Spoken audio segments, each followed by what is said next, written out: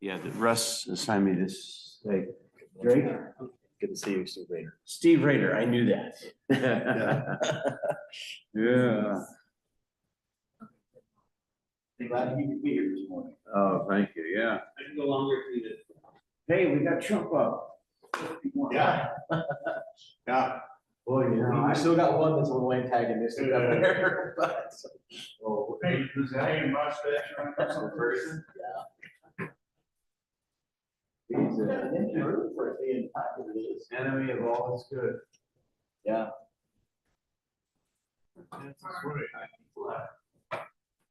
The new taxes, the new gas tax. Oh. We don't agree with it. And the Constitution says the public doesn't have to agree with something. But they just pass it, we get it out. And I think that's one of the ones that's set on. Yeah. Whenever it's going, it keeps on giving. Keeps on taking.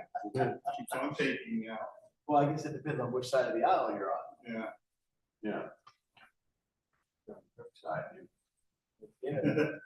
What did it say? Crime doesn't pay, not like politics does. That's true.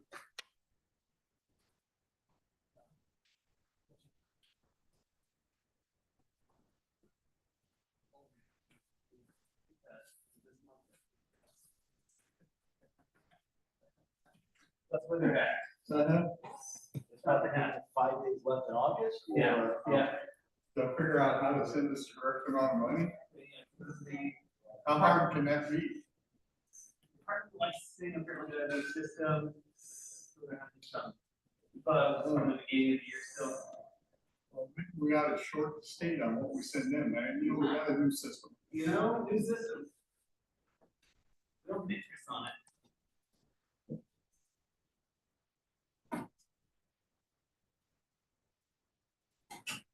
Hey, big guy. Good morning.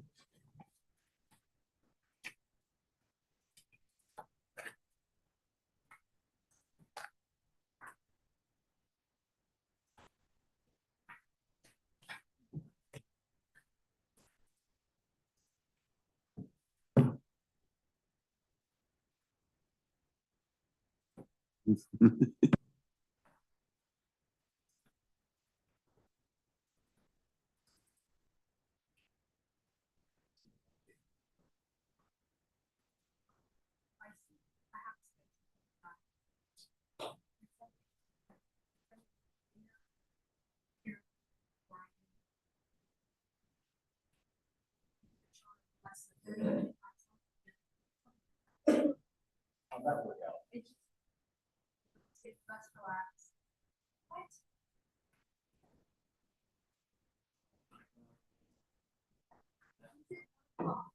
Oh, one of, yeah. There's me too. Yeah. I'll make sure. Good to see you, Steve. I'll be working with your paper, Sean. We did it on the road shop, solid waste, water, sewer, everyone will know.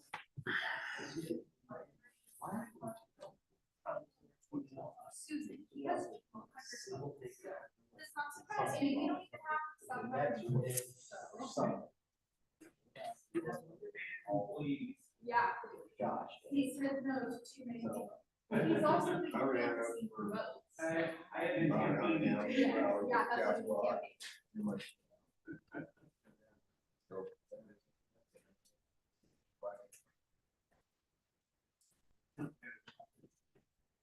Gotta be. Gonna find one sooner or later. I don't think there's gonna be a hole. We're gonna get it 100%. That's far enough up to Cowlitz, I think. Some of them are already out there. Some are up in the Cowlitz. We think it's fun a little bit.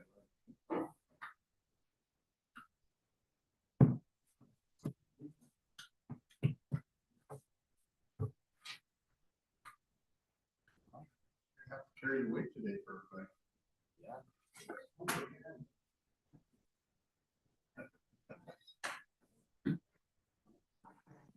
Okay, welcome to the Tuesday meeting of the BOCC.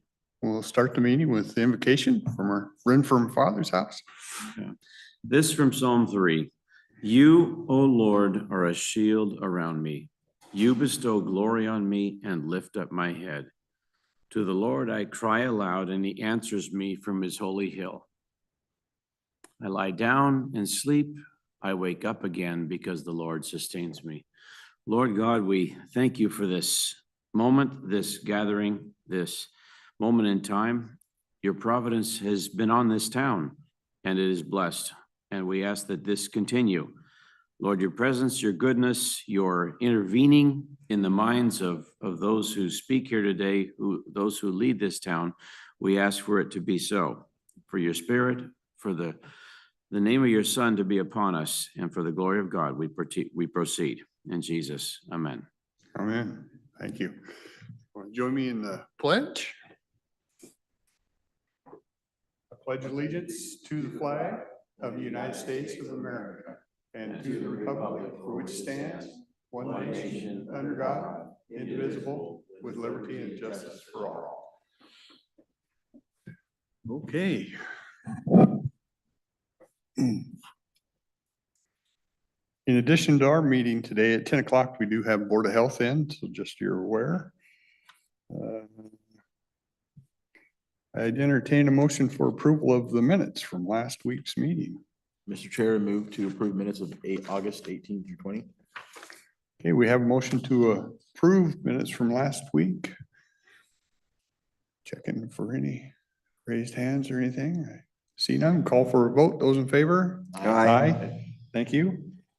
Run through consent agenda, call for bids, request for proposals for qualified vendors to provide mobile thermal imaging solution for early stage fire detection at headquarters landfill. That's scheduled for 4 p.m. on Thursday, September 18th, 2025. We'll see what the bids come in. This is to better monitor the landfill. We've had, since I've been on, I think we've had 2 fires up there. I think, and little lithium batteries and different things can cause some of that. So it's just to keep on top of things. Agreements, contracts, bid awards, bid award to Titan Earthwork for the one-time purchase of high density polyethylene pipe. Cost is $47,911.85. Is this landfill pipe or? Yeah, okay.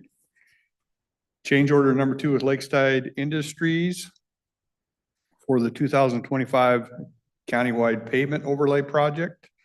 It's additional cost of some asphalt mix. We've had some areas that were in more disrepair than anticipated. So and all this fits within the budget we set for this. So none of this is expanding the budget. It all fits in with what we set.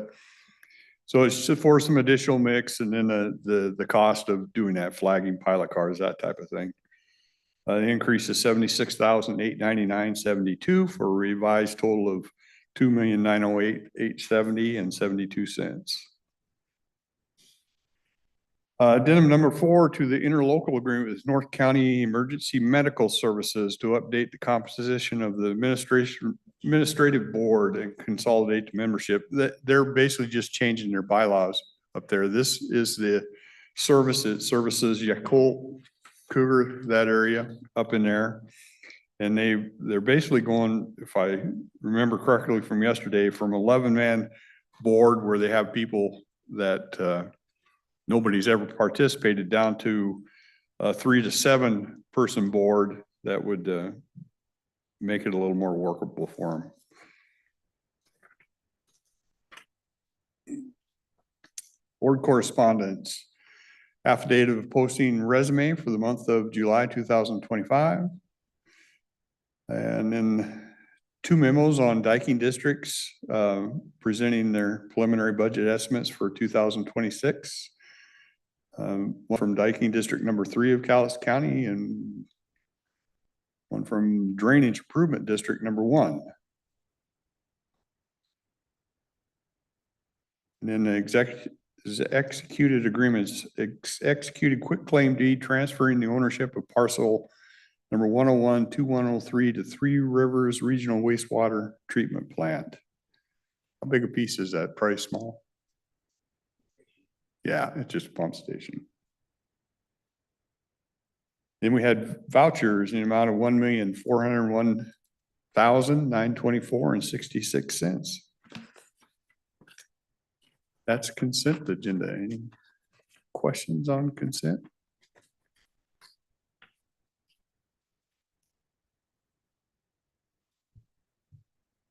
I see nothing online. I move approval of the consent agenda. Okay, we have a motion to approve the consent agenda. Last chance for questions. Okay, seeing none, we'll call for a vote. Those in favor? Aye. Thank you. One motion item today's.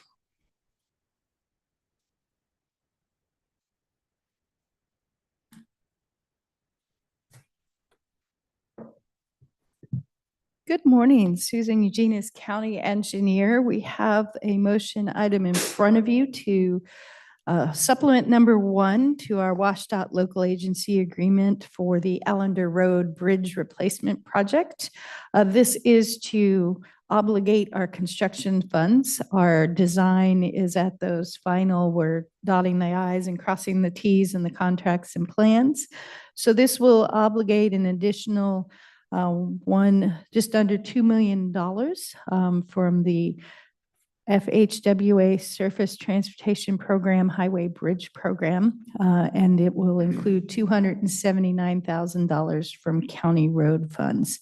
We plan to go out to bid for this project in the next 6 weeks. Once we get WashDOT's this document signed and their approval on our final plans and specs, that will give us time to set up the bypass road for the project to replace this bridge that is heavily load restricted. This, I think mentioned yesterday, this is out in the Riderwood area. It's out in that community. Yes, and it restricts logging out in that area. They have to go up through Lewis County to get the logs out of that area. Any questions on that?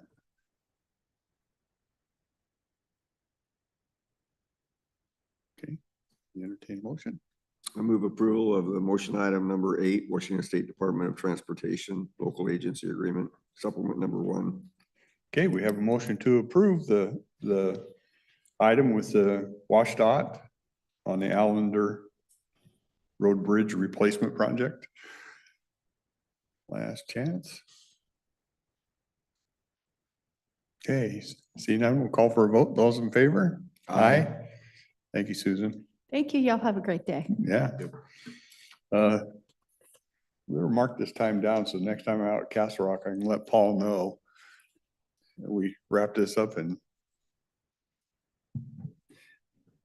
I'm going on 8 minutes. Let's see him beat that. Anything, Ron? No, you're all good. We have, like I said, Board of Health coming up at 10. If there's no further business here, I think we will adjourn and then we'll reconvene at 10 for the Board of Health. Okay, we're adjourned.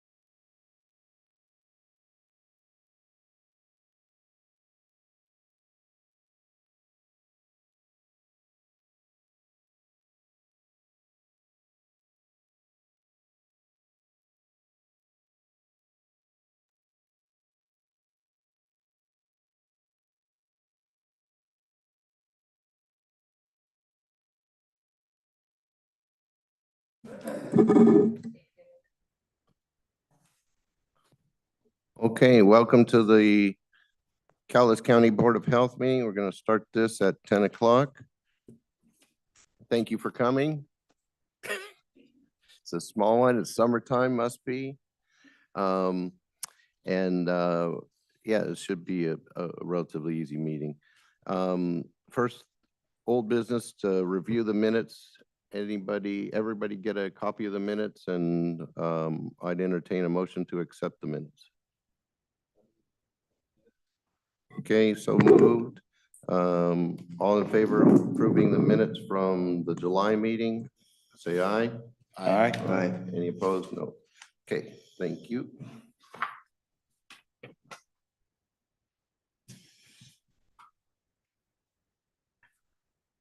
Okay. Next order of business, will the whole audience come up to the and talk about proposed fee schedule changes? And she handed out a copy here of the fee schedule.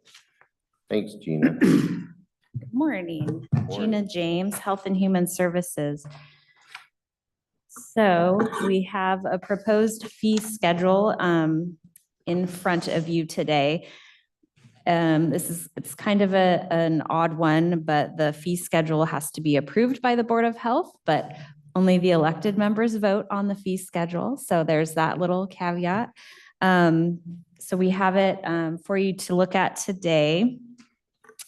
Just a little bit of history about why we're bringing it now. We've not raised our fees since 2019. And so we were really looking at, as we're looking at our budget for next year and looking at some different factors, we needed to take a look at our fees with some, increased cost and then spending down some of our fund balance that we had. We had a sort of a peak fund balance of about 1.7 million. And so we've kind of spent that down. Now we're around 200,000 of our fund balance. And so we're looking at other ways. Fees make up about 42% of our budget. That was for 25, or about 42% of our budget is fees. The rest is primarily state grant funding. We have done a lot of work looking at reducing our costs, and we'll continue to do that. But fees are a part of what we have to look at as well.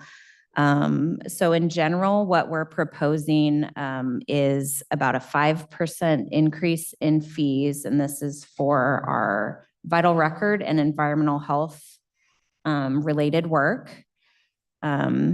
There's a little bit of rounding in there, so that's why I say about a 5% increase in the fees.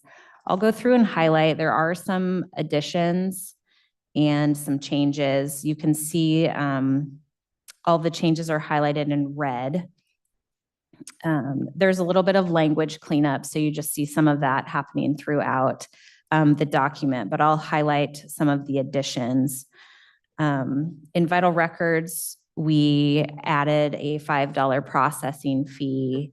So the total for a birth or death certificate would go from $25 to $30. So that's reflected there. We also added a few additional fees for some specialized processing we do with birth and death certificates and records. The state has increased sort of what we have to do when we process those, which increased our time in doing those things, which increased our cost. And so we've added a couple fees in there to help address that. One of the other additions under the water recreation section is the addition of a fee for spray park with recirculation. We've just experienced that in our community with the Catlin Spray Park. It previously was not recirculating, and it now is. And we're so happy to see that up and running again, and people are using that a lot. So hold it. You say that spray park that we've had for years has been just pumping out fresh water the whole time and going down the drain, not reusing it. Yeah. Amazing. Yep. So that was one addition. Let's see. We are under the drinking water group A and B. This is still on the first page. We are reinstating a fee for group B water systems. We had a group B system until we started receiving some funding from the state. The state funding has decreased, and so we're reinstating that fee. The previous fee was around $240. We're proposing a $100 fee. We do still get some state funding, so we're just looking for to offset some of that cost there. Let's see.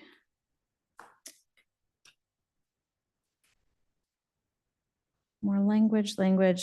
We added, let's see, I'm jumping all the way to page 5 on other on-site wastewater. We added, we have always had a fee for our work with licensing OSS professionals. What we've done here is separate out a smaller renewal fee and then added a slightly higher either new or reinstatement fee. There's extra work that's done if someone drops off as a professional, and then we do some work taking them off of our the list we provide customers and our website and things like that. So there's a little additional work that's done if someone comes off the list and then goes back on. And so we have a lower renewal fee and then are proposing a either new or reinstated fee, just slightly higher. Hopefully people just renew. That keeps their costs a little down. What's late? How many days? So they are to renew each year at the first of the year. And so prior to the end of the year would be their time to renew. And then it expires at the end of the year. But is there some kind of a grace period before the 50% fee is? Or that's it? Are you talking about You're saying there was a renewal fee of 50% if you're late, and I'm just wondering how late. If you're 1 day late, you pay 50% more? So with the OSS professional license, there's just a renewal charge of $300. So if you renew before it expires, it's the $300. If you don't renew before then it's considered a new or reinstatement, and then it's $400 is what we're proposing. Okay. But the cutoff's December 31st. Right. That's when their license expires. Okay. Because they had how many days prior to December 31st to do it, right? Yes, 365. For it. So on January 1, I could buy 2 years worth of licenses. Well, I mean, I guess if you wanted to. You Okay. could. Okay. There was quite a bit of cleanup in the RV campground section, partly because of some code changes we did a couple of years ago. So we're cleaning up some language there, aligning it with the language in our code. We did add a campground follow-up inspection. So if we have to return and do a follow-up inspection, if there's issues on site at a campground, then we have a fee to help cover that work. And then the other addition under solid waste is we just added some flexibility around solid waste facility permitting options, where if you apply, we're just establishing an option for prorating that fee if they apply partway through the year for a solid waste facility permit. So we just have it separated out there by quarter. So if you apply halfway through the year, you only pay half the permit cost. So those are the additions in terms of new fees. Like I said, kind of in general overall, we're proposing a 5% increase to the fees themselves. Is there any line item on here that's say more than 15% increase? More than 15? Yeah, I mean, you No. said, okay, so everything's Yeah, about 5%. Okay. yeah. So everything in red basically reflects a 5% increase. Yes, as I mentioned, there's a little bit of rounding just to keep some whole numbers in there. Okay. Um, And then looking at the RV campgrounds and then the food handlers, the annual food handlers.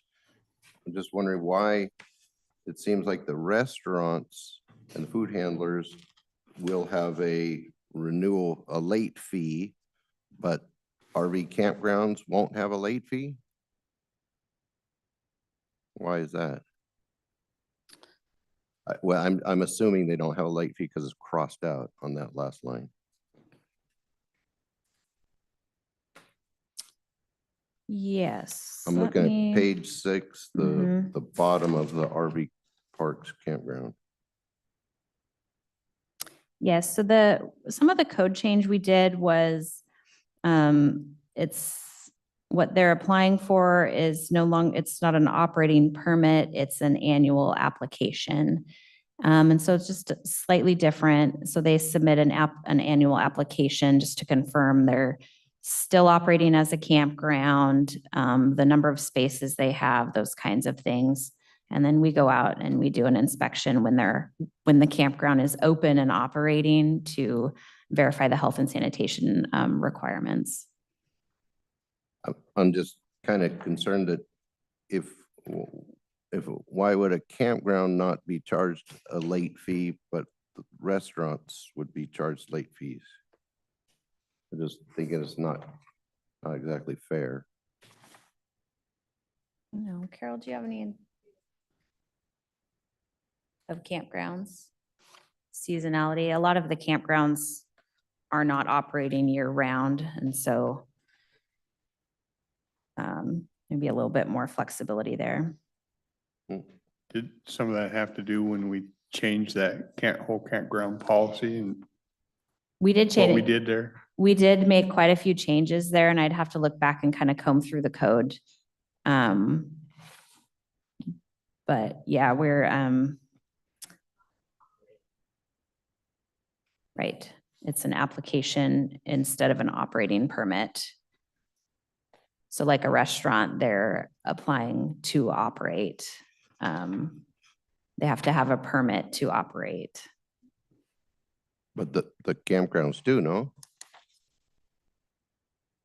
Yeah, just thinking, if there's late fees, and I think late fees are good to have, because, yeah, you guys got to keep organized, and if you have to deal with people being late, somebody's got to pay a little bit for that. But one class of company doing campgrounds has no late fees, and restaurants, they do pay late fees. I think that's not quite fair is all. When I look at this, I see the RV parks and campgrounds, an application fee.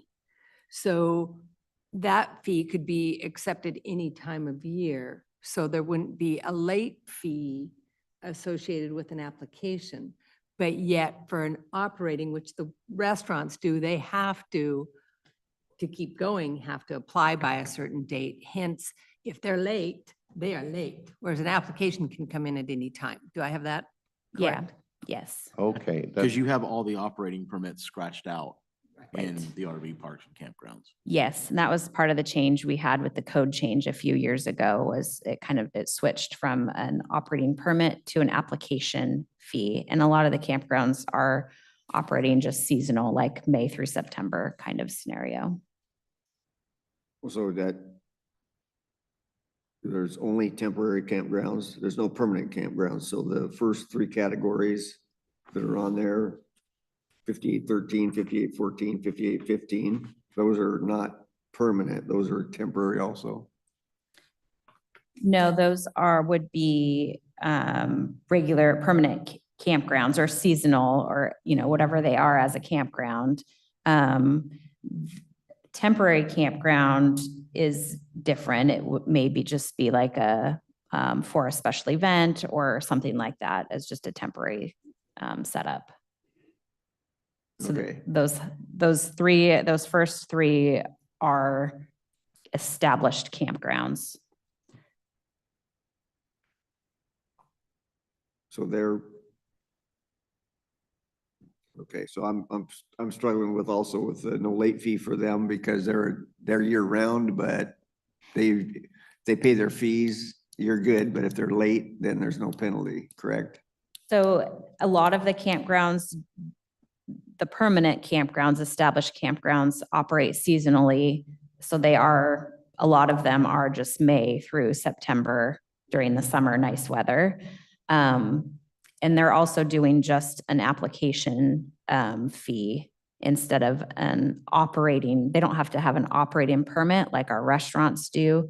It's an application that they submit to us confirming their size, their intent to be open and operating. And then we go on site at some point during the time they're open and verify the health and sanitation components.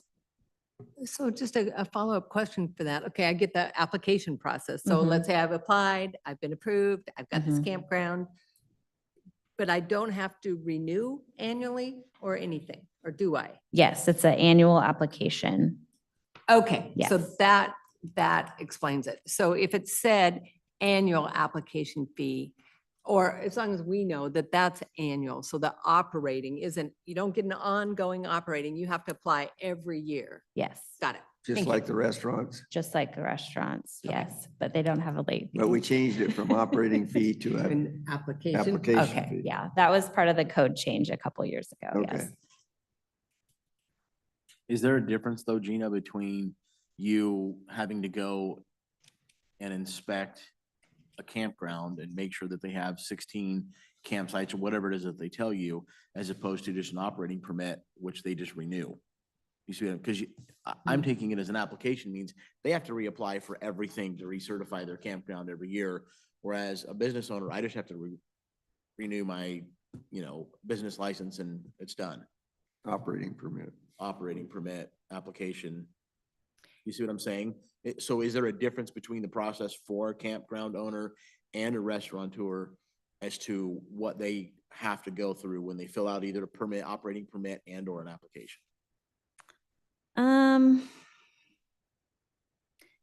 It's just a slightly different requirement. So like a restaurant, they are required to have an operating permit from us to be open, to operate. The campgrounds, when they're, first opening, they go through part of their process with building and planning.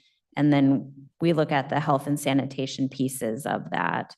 And then ongoing, verify the continued health and sanitation of those sites. So it's just kind of a slightly different requirement there. And I would bet probably on the application form itself, it says new or renewal. Yes, yeah, and and if it were a new campground, it would be a different process because they are going through that with building and planning, and then we get roped into that at the appropriate time for certain approvals and whatnot. So yes, yeah.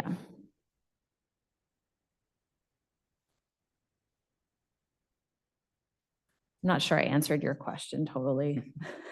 I'm just wondering if there's a different process for an application that you can either review, accept or deny, whereas a continuance on a permit would just be you paid your fee and you keep going. You know what I mean? Do you actually go out and inspect the campsite to say, yeah, we're not going to approve this application? We don't do it at the time they submit their application because it's on that annual basis. So they're submitting these in December, January. We go out when they're actually open because that's the best way to see how they're taking care of the garbages and those types of things when people are using the campground. And do you have to do that on a permit for a restaurant? Yes, yes. I think one primary difference with campgrounds is sometimes they don't even open. They may not open for the season. And that, like Gina said, the season is generally May through September, but it can vary. Every campground is a little bit different.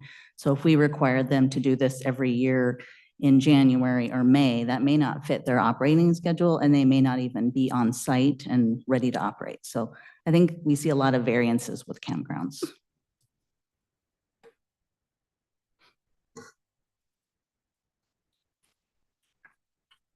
So if a temporary campground comes back for halfway through the season to get their permit, it's an application fee again, but there's not another inspection to know that everything's up to snuff for them to open? So a temporary campground is actually going to be something completely different. It's a one-time event. So some large association or group of Music people, music festival, good example, has a one-time event and they're going to allow people to camp on this giant chunk of acreage. We're going to go out there and approve that site to make sure there's restrooms and trash, but they're only one time. They're not going to reopen next year necessarily.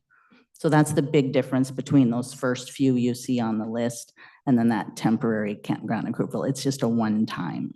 Yeah, I don't want to deal Event. with that. I want to deal with those first three on the list. If that campground doesn't open till halfway through the season, and now they come and get another application permit, how do you know that they've got all the facilities working? Do you go and inspect it again? Like you did the first time they opened, brand new, and got roped into that inspection process because of building and planning? So we will, each time an application is submitted to us, we will go out that year and do an inspection when they're open. So depending on when they've finished their process with building and planning and what that looks like and the timing, we might make a determination about what's appropriate in terms of going out and doing an inspection. We're not going to go out, and verify things in 1 month and then just because they've turned the application, we may not go out again, but if the timing is really close. But yes, if they've finished and they've become established, they're done with building and planning and are done, and then the next year they turn in an application fee, we will go out that year and do an inspection to verify the health and sanitation is being kept up. But that next year they bypass building and planning.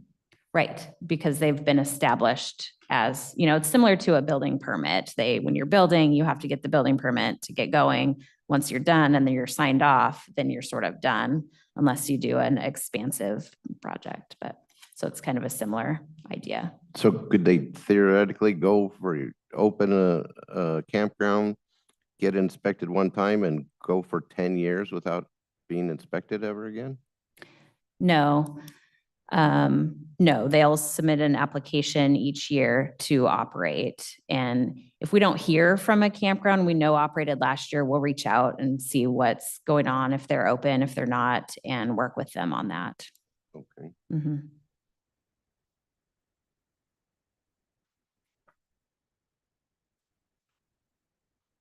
Well, on this type of thing with the Board of Health, we're just going to vote for a recommendation that will go over to the Board of Commissioners to give it the approval. I hate to increase any kind of fees and taxes, but is 5%, is that just randomly chosen, or is that just based on your costs are going up, or? Yeah, we have done a lot of work looking at our budget for next year, and we will have some more work to do.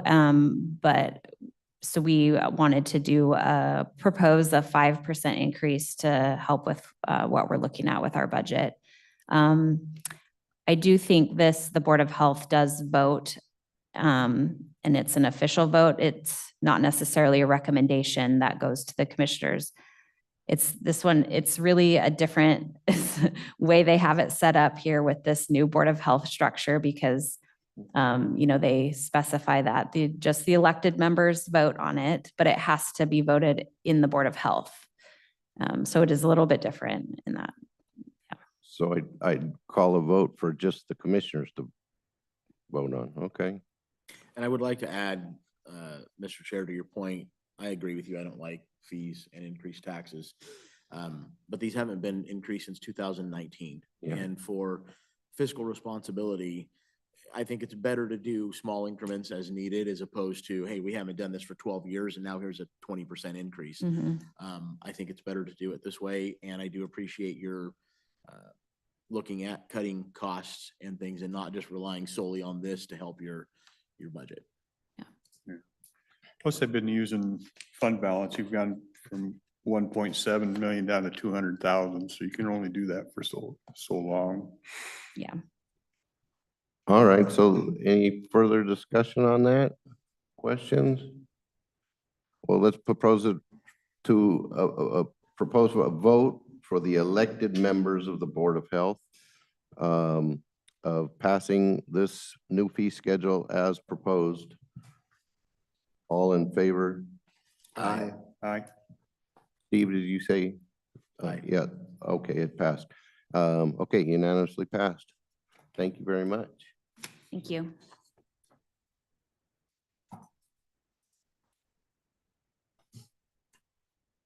And yeah, that's a good point. It hasn't been raised since 2019, so yeah, 5% reasonable. Okay, moving on. Thank you very much that's a lot of work. I'm sure going through each one of those lines. Okay, so now we move on to the next business. We've got a little bit of housekeeping. I spoke with our legal department, the county lawyers, and there's been some more changes on the state about the Board of Health, and it's a very minor change. There's an extra sheet that you all should have got. Basically, I'll summarize what they said is the new legislation changes that the tribe itself gets to select its tribal member. Previously, it was done out of Washington, D.C. So to change for this in our Board of Health bylaws, Article 3 membership, Section C, it currently reads as one member of the Board of Health shall be appointed by the American Indian Health Commission, consistent with RCW, and is a member of the Cowlitz local Indian tribe. I put below here is to change that is one tribal representative member of the Board of Health shall be appointed by the Cowlitz Indian tribe, consistent with the RCW. So it's just a minor change. I'll throw that out there. If somebody want to entertain that to change the bylaws to this new proposed. I so move. Okay. Karen proposes that we change it to the one that's listed there. All in favor of that change, say aye. Aye. Aye. Aye. Any opposed? No, it passed. Okay, good deal. We're keeping up with the lawyers. Actually, he was surprised that I showed it to him. He said, "Oh yeah, I was going to get to that." So we're good.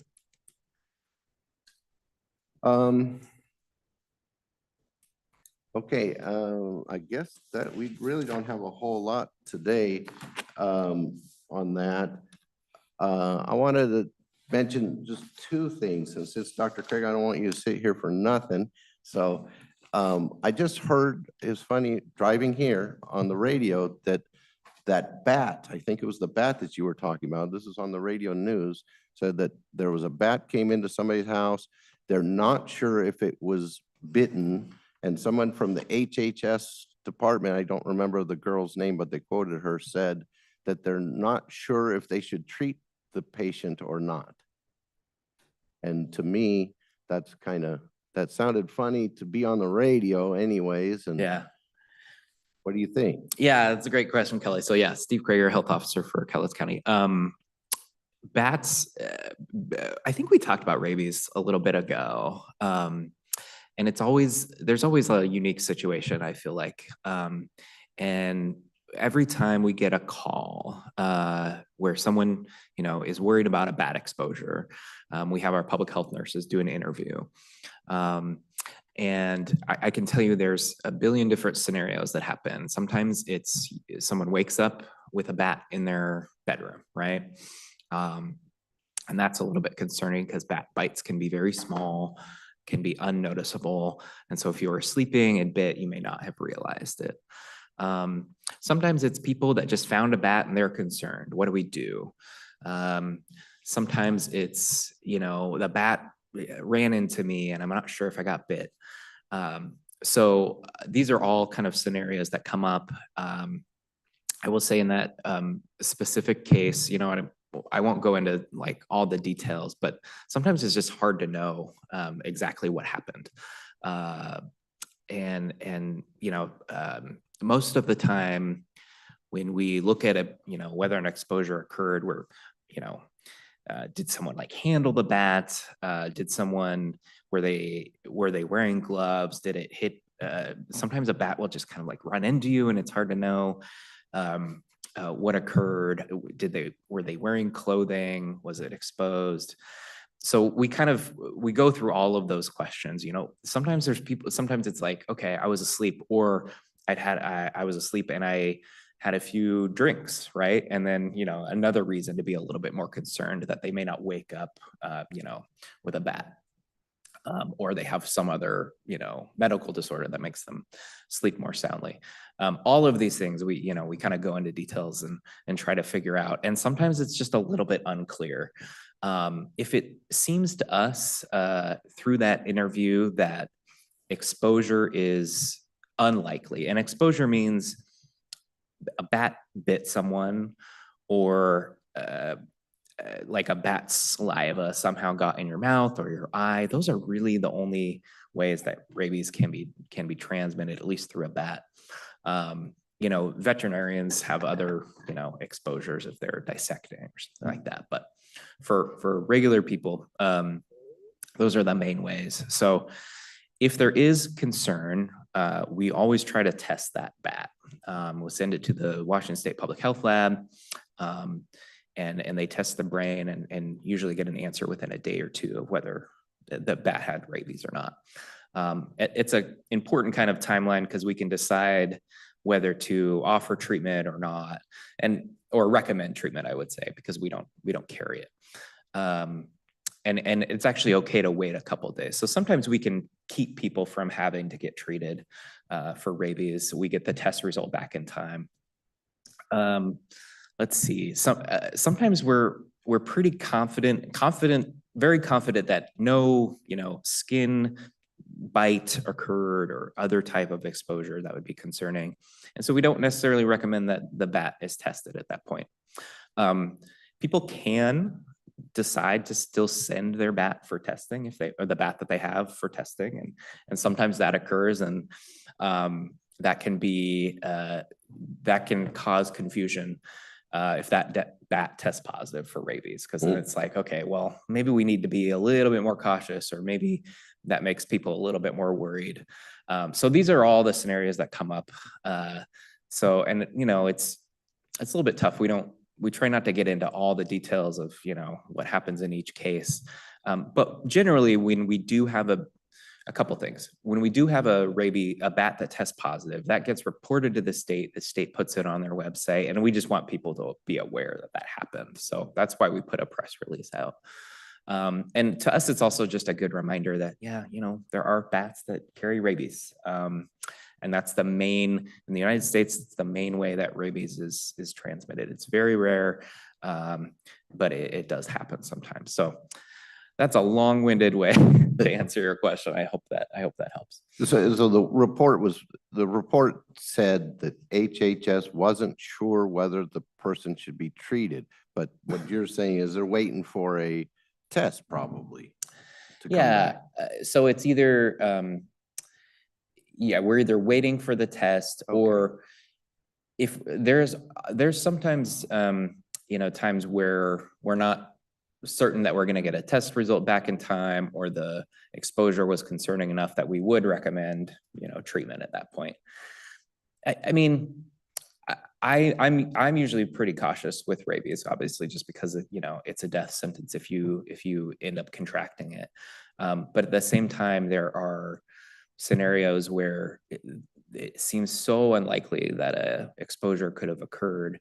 And, it's expensive. The rabies shots are expensive and they're painful. It's just, if I'm confident enough, usually I will say, if I'm confident enough that exposure did not occur, I don't want to subject people to that if we can avoid it. Yeah. So what's the timeline? Like, I wake up with a bat in my bedroom, day 0 today. Yeah. And you don't know if I've been bitten or not. You send the bat off, and how many days are we marching down the road to get results back from the bat versus how many days do I have to decide to get the treatment? Good question. Great question.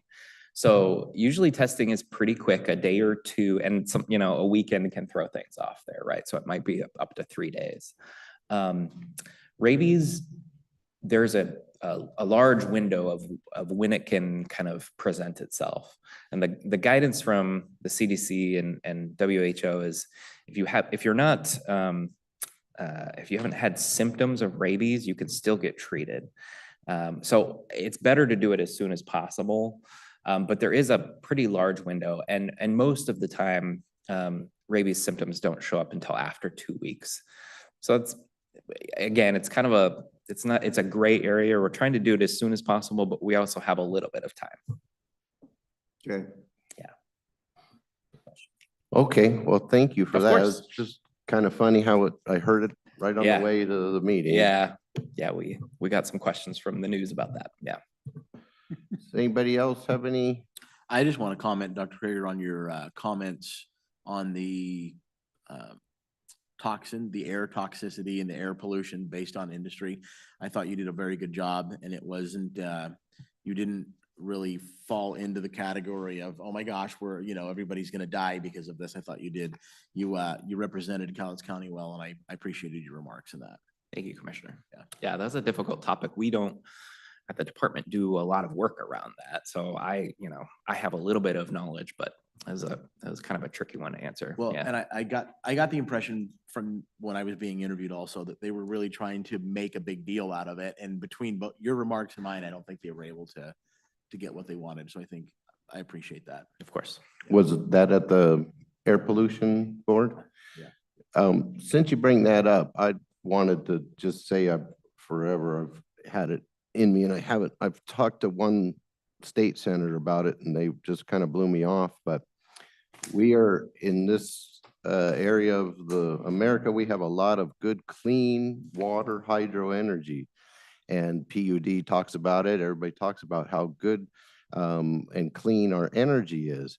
But down on industrial, there is a plant there that makes a lot of noise. Everybody drives by it and hears it and sees it. And I happen to have a friend who worked on there, and this is a gas burning plant that takes oil or gasoline or natural gas, I'm not sure what it is, burns it to heat up water to turn a steam turbine to create electricity.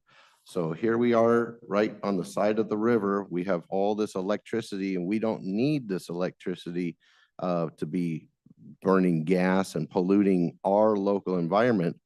And I find out that plant is selling all that electricity to California.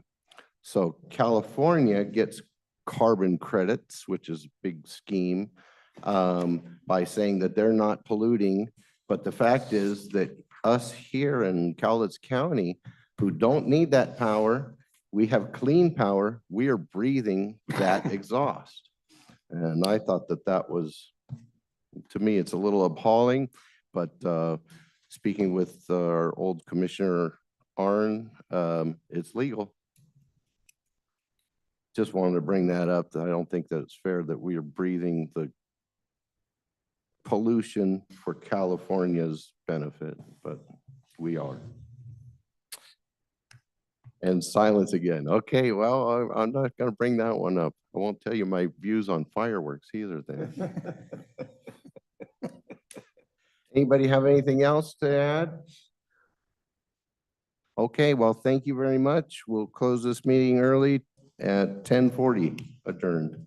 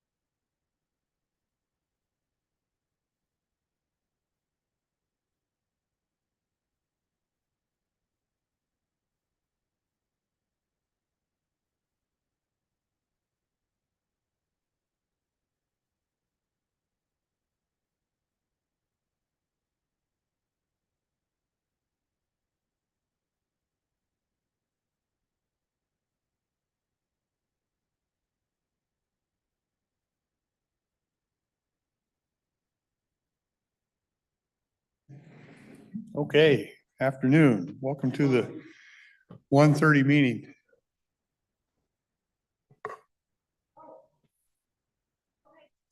Okay. Sean, do you mind if I take care of this? I need to take care of a little bit of business and it'll be very quick. I've heard from our attorneys, I'm talking opioid settlement monies. We have 3 new ones that are coming in, produce out some, and I think Kathy has talked about each one.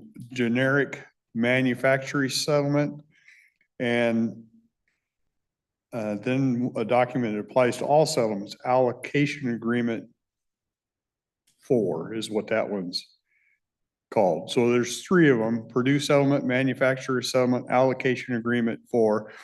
And they just, our attorney needs it on record that we're okay proceeding with those.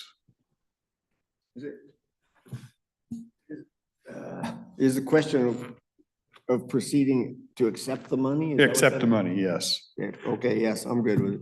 And I don't know a dollar figure on any of these yet, but And on those settlements, there's no strings attached to that money, right? It's just we use. no, yeah. Well, you have to Gotta fall use it. within the parameter. Yeah. Yeah, there are some yeah, strings, Yeah, guidelines, if you Yeah. will. yeah.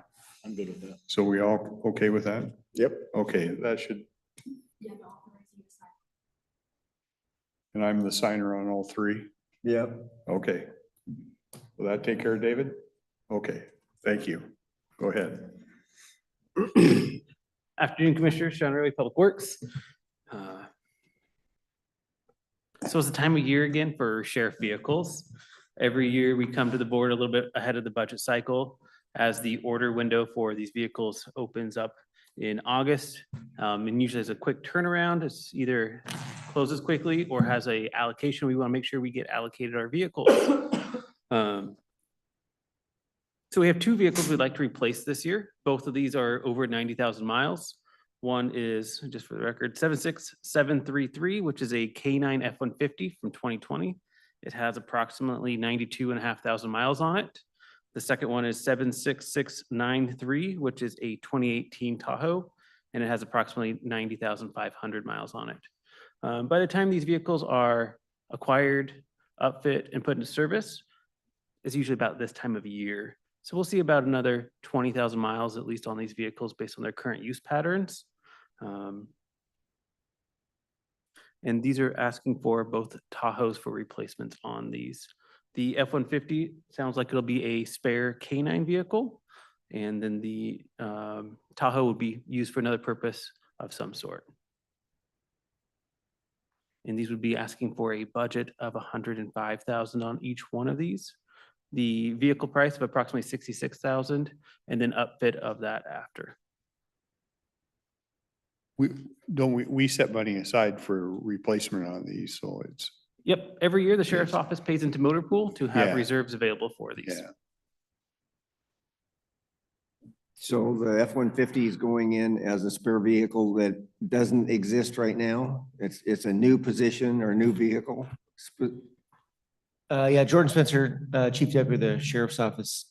So our goal would be to actually add a 6th spare. Right now we're allotted for 5 spares, and our goal would be to add a 6th spare, and that vehicle that we're replacing, that K9 vehicle, would be our 6th spare vehicle. We can use that for obviously the K9 units when their vehicles due for service or whatever, but also for our woods patrol and our PP&L shifts for the non-patrol, like the detectives, when they're working those shifts or things like that, they have another spare vehicle. One of the reasons that we're adding or would like to add a spare to our fleet is currently we have 3 of our 5 spares that are long-term issued out because of 3 of our current vehicles. 2 of them are going to have the motor replaced, and one of them is going to have the transmission replaced. So right now, of our 5 spares, 3 of them are on long-term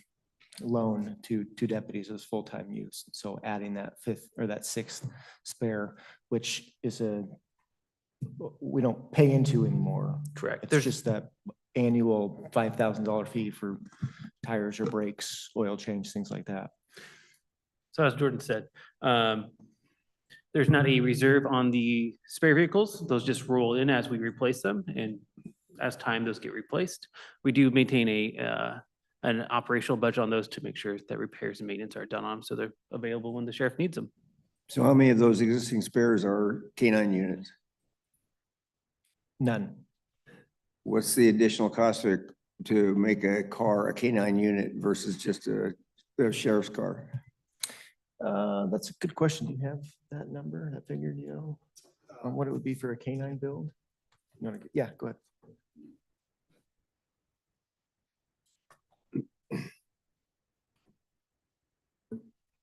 Hi there, Sergeant Mark Johnson. I'm kind of our fleet liaison. I work with Sean and with Jason Jelm over at the motor pool for our vehicles and represent the sheriff's office. I can tell you the build cost on a patrol build is about $30,000. When you start specializing and adding like K-9 cages and specialty equipped vehicles, then that price goes up. So if we can reallocate what we already have, that ends up being more of a savings. To answer your question, as far as the exact cost, we haven't built a K-9 car since 2021. So we're still in those life cycles. And I don't have that number in front of me as to what that build cost was at the time. Okay, if I understand this right, we're not recycling the K-9 part of this vehicle, right? We're putting a brand new K-9 unit together. Is that correct? No, this is actually a truck that already has a K-9 cage in it. It would roll over and be used as a spare K-9 vehicle because of our narcotics K-9 handler is not using a traditional K-9 vehicle right now. His dog is near end of life as far as his working lifespan, and he's in another vehicle and he's getting by with that. So we happen to have that vehicle that we just like to keep and reallocate it as a K-9 spare. There's no additional upfit cost. I think I understand that, but the new unit you're gonna replace that with, is it gonna be a K-9 vehicle? No, sir. No. No. No, we have two K-9 deputies. One of them is issued right now on patrol as the K-9, one of the K-9 vehicles. The other K-9 vehicle that we have is the F-150. That one is not currently being used by the other K-9 handler because he has a drug sniffing dog and he's not on assigned to patrol currently. He's in a different assignment, so he uses a different vehicle. So we have that one that we're just using as a spare vehicle. So we don't have to replace anything. The two replacements that we're asking for would be patrol vehicles. So how many K-9 units do we have? We have two K-9 handlers and currently have two K-9 vehicles. One of them would be moved over to that spare. But we're gonna continue to have two K-9 handlers? Correct. Okay. And one regularly used K-9 vehicle. Do I understand that? Because you're taking one of them as a spare now. Correct. Yeah, because the other K-9 handler isn't right now in his assignment isn't issued a patrol vehicle, I guess, that patrol vehicle. Well, that's why I'm wondering if you're gonna come back later and we're gonna be looking at having to get a K-9 handler, a K-9 vehicle. Oh, no. Okay. The drug sniffing dog, he's pretty calm. Yeah, he's not nearly as neurotic as the apprehension. You should bring him in again. I think the other commissioners with the new K-9 police dog, the way he was eyeing Arn, I told Arn, just stay where you're at. Yeah. He's pretty But the other one is one of those, come up, you probably pet it, and all that type of thing. The other one was going, holy cow. Yeah, I wouldn't be on the receiving end of that one for sure. Leave your pain meds at home day, huh? Yeah. Yeah, and just I know it was something we discussed, I think it was maybe last year, the year before, we changed our builders and went local with that day wireless contract. And one of the assumptions that we made is that we would see a lot better turnover on receiving our vehicles. Before we were looking at 13, 16 months for us to actually from the time we purchased it, the time we actually deployed it on the road. And fortunately, this new contract with Day Wireless is, I mean, they've been building a vehicle for us in 2 or 3 weeks. And so once we've received it and they've got the parts, they've been really good. And so we're starting to catch up. And I think that's why we're able to ask for less vehicles this year than we have in the past. Last year, I think we asked for 4, and the year before that, we asked for 5. And so we're starting to recoup some of the benefits of having these turned out a little bit sooner. We don't have to wait. I was nearly as gonna long. comment on that because I remember the wait times were out like a year before, and so it seemed It's a been lot better. Yeah, significant change. And if Mhm. there's been any issues, we can either fix the issues right there before we take hold of them, or, you know, if we notice an issue a week later, we can just run it back into the shop. They've been really good to work with, and it's local, so it's been great. It's made a huge difference. And Jordan, do I remember right? You guys made last year or the year before, made a change from the F-150s to the Tahoes for durability purposes or traction or something like that? There was a lot of reasons. One of the reasons is we couldn't get Tahoes, and we had to get something, and the F-150s were that something. There are certainly some benefits to the F-150s in non-patrol related functions. You know, to haul some of our, like the bigger boat and haul some equipment, things like that. But as the patrol side goes, as far as handling and turn radius and things like that, the Tahoes have been a much more appropriate vehicle, yeah, for the patrol side of things, patrol response and pursuit driving. And I think there was some repair type things, like the Fords were unibody, and when they got wrecked, it was super expensive, or you just had to be replaced. In the Tahoes, you have the ability to do some repair work on. Yeah, 100% correct there. The Ford Interceptor is kind of the smaller SUV we've seen in the police space, is a unibody type vehicle, like you said. And when there's a significant damage to any of the panels, it is a significant cost to repair. And you said we have a couple vehicles, one getting an engine replaced and another one getting a transmission replaced?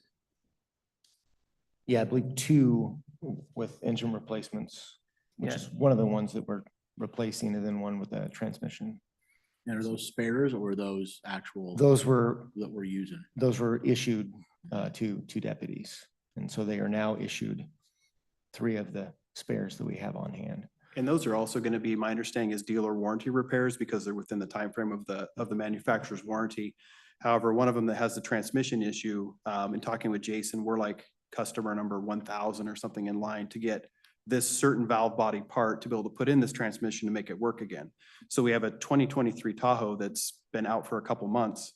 And it seems like when these breakdowns happen, they seem to be major and not necessarily our fault. It's just manufacturing defects and whatnot. And you end up waiting an extended amount of time to get your vehicle back. The other 2 that have the motor issues are 2021 Tahoes. And both of them, within about the same week or a couple of days of each other, ended up with some sort of lifter or valve issue that may have taken out the whole motor. So those are also over at Bud Clary waiting for kind of a final quote to see if they're gonna replace the whole engine or just the top end or whatnot in that. So yeah, those were all full-time vehicles that were assigned that now we've displaced that deputy and put them in a spare. So, which is why we like to have the spares, is for those reasons. Maybe better be looking at an electric truck or something. Tesla, here we come. The fact that you actually get a warranty on a police vehicle, that's kind of amazing. Yeah. Yeah, we have some decent warranty on them, but it Yeah. does take time to get those warranties fulfilled. I thought it'd be something like 1 day or 5 hours, whichever comes first. Yeah, until the back wheels leave the parking lot. Yeah, I will say they're certainly driven hard, but they're Yeah. maintained well. We do a good job of maintaining, you know, the motor pool does a really good job of maintaining the vehicles to the best of their ability. So that helps prolong them as well. So Sonia, you need approval from us for these, even though you set the money aside for these and stuff, you need approval from us, okay? Yeah, for us to purchase these vehicles and issue POs, we'll need some board approval on it for the value. And will we see it as a contract on a Tuesday agenda, or these are just outside of that? Yeah, so these are purchased off state contract, so we don't have any contract language. We will probably readdress them in the budget cycle just so they come full circle there. Okay. It was 105K each, Yes, sir. start to finish. Okay. Since it doesn't come to Tuesday, then I'd just probably call for a motion to proceed with the purchase of these. So moved. Okay, we got a motion to approve. Do a real quick check. See nothing. Call for a vote. Those in favor? Aye. Okay, And just so we can get on the record too, moving from 5 spares to 6 spares, so we can get that in the budget as well, if the board's okay with that. nobody have any issues? Okay. Awesome. Thank you.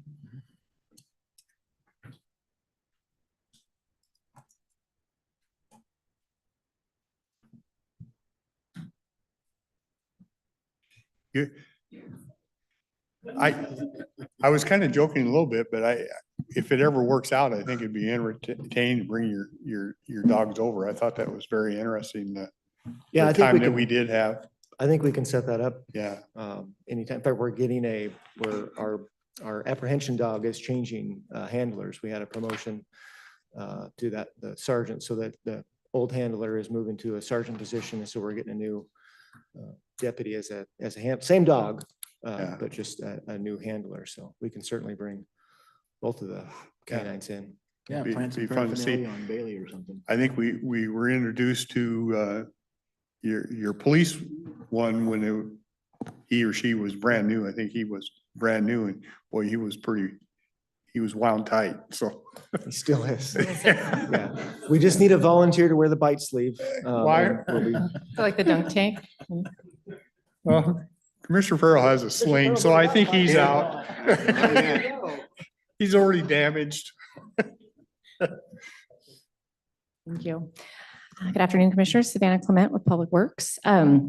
Just to, and Sean mentioned it, but just to kind of close the loop, the reason why we had to come kind of off cycle for those vehicles is because we're buying them ahead of the approved budget year. So that's kind of just so you guys know, that's why we come kind of off cycle. And the reason they don't come to a Tuesday is because we are purchasing them off state contract.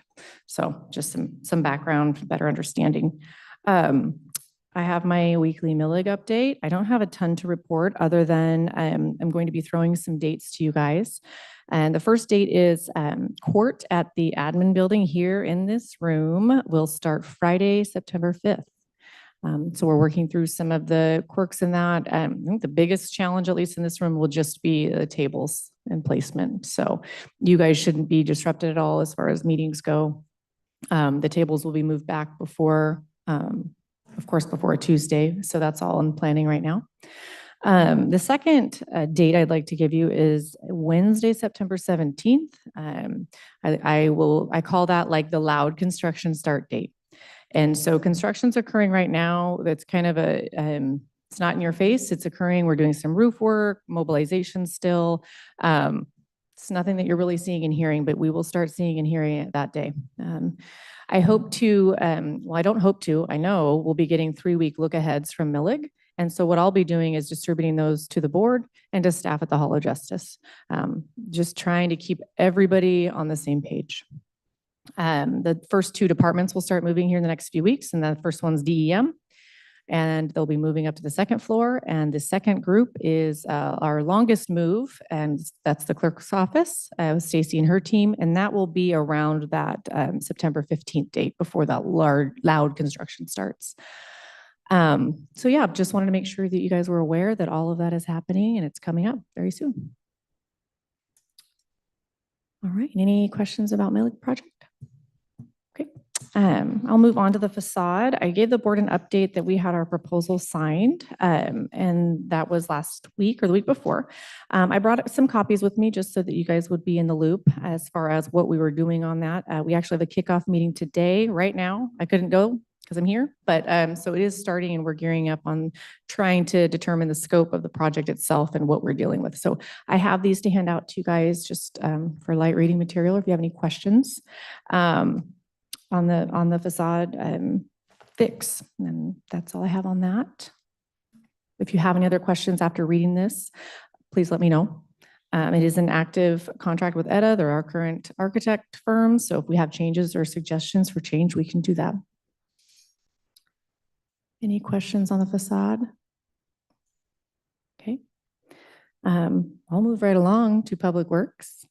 I'll have Susan kick off our project updates. We have a lot of projects going on, so I hope to not take up too much time, but I thought it'd be good to give you guys updates. I'm going to pass these out and then I'll come back and do some of my smaller ones when you're done. Okay. Good afternoon, Susan Eugenius. Y'all are in trouble. They told me to fill the time until Lexington shows up. So I may just start really going off on weird tangents. So we thought we'd give you a little update on where we are in our summer construction. So our overlay program done. You saw that final change order earlier today. A chip seal is also finished. We were very excited. We were done in July. So we were done early this year, which was our goal with starting earlier. And that the benefit of getting that done is to the striping program and for our crews themselves so that we aren't at the end of August scrambling to have crews so they can actually take some time off in the summer to enjoy with their families also. So going along with that, we have our striping program. So our striping is out there. They have done 2 of the complete areas. So both Kelso and Kalama area are finished.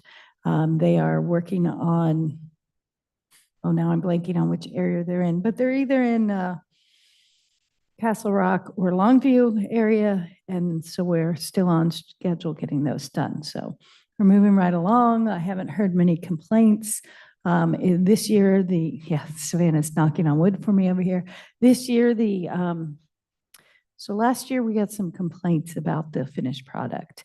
This year, driving around, the finished product the lines look crisper and much more defined. So we're happy with the quality that we're getting this year. So we'll see what it looks like when we're really driving in the dark and rain. But so far it's looking better. I can tell the difference on some of the roads down in the Kelso area, just driving in the daylight in the early mornings. So we're happy about that. Is it the same firm, Susan? This is a different firm This is this a year. different one that won the bid this year? Yes. Okay. We were really concerned at the beginning because they were moving at a slower pace. And so they are going faster than they were at the beginning, but the slower pace seems to be giving us a better product. Last year, we did not seem to have, excuse me, in the stripes, it's not just paint, there's glass beads in it, which is what gives it its reflection. And last year, there did not seem to be any beads in it. And this year, we seem to be hitting a better balance. The amount of time that they're taking. So initially it was a concern and we're finding that it allows the paint to dry because of the time taken.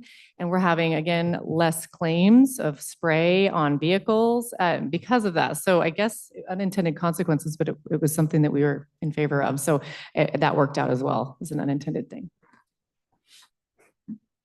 So then the other 2 big projects that are currently under construction is the Italian Creek culvert replacement. So they have finished one. So the old culvert's out.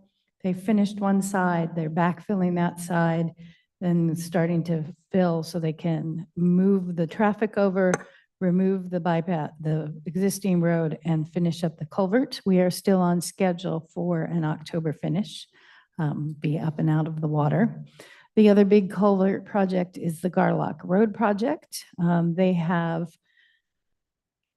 bypassed the stream. All the piles are in. The pile caps are poured for the main foundation. They are starting to work on doing the wing wall pile caps. The structure itself, I don't know if you recall, we ordered this pipe arch separately. It is on site. So once they finish up these pile caps, they'll start installing the culvert. They are also on schedule to be up and out of that water by the end of the work window in October, with the road reopened by middle of October. So Italian Creek was a FEMA emergency project funded, and the Garlock is a fish barrier removal board project. Next week, we will see mobilization on South Cloverdale. You look like you have a question, sorry. I do on Garlock. The gentleman that had the well. Yes. Remember he talked about it, is has he had any problems with that? He was concerned he had a well that wasn't dug deep and he was worried when, correct me if I'm wrong, but he was worried when we moved that creek or we did something that creek that he would dry up is what his concern was. So his concern of drying up has not occurred. So he has He, water. he has Okay. water, but he is not 100% happy with his water. It's because He feels like he, it's he feels muddy like or it's something's muddy, yes, Okay. is what he's feeling. So we have been working with him on that. We were out earlier this week, actually looking at the water as it comes out. I've reviewed the boring logs and I believe the stratum that his well is in is part of the issue and that it may have already been this color prior to the project. Okay. So, yes, that is potentially something we will be talking about again. Okay, thanks. They did, in case you hear about it, during the rain a few weeks ago, 2 weekends ago, we had that rain. The contractor didn't have their bypass in quite right. So when the high water came, it went around the side and flooded the work area. So there was quite a bit of water in the work area that they had to remove and make sure there were no fish in the area. So that also did occur. But they are working on making sure that does not occur again the next time we have rain. So next week, yeah. The gentleman's well, would he have to just put in a filter to solve his problem, or does he need to go deeper well? Based on what you know right now. So based on what I know, he could filter it out. Based on what I also know, that if he went in for a new well approval, this well would not be approved. His well is 9 feet deep. 9? Yes. Yeah. Yeah. I knew it was very shallow. Yeah. How close to the creek is it? He's about 30 feet from the creek, maybe 40. High water, he's closer, but in normal flow, he's probably 30 or 40 feet from the creek. So he just drove a sand point in. Yes. I can dig a hole 9 feet deep. Yeah, probably way back Probably in the did. day. Yeah. So, yes, that is why this well is an issue. It is not not what any of the what current wells are built to. So. Great, thank you. You're welcome.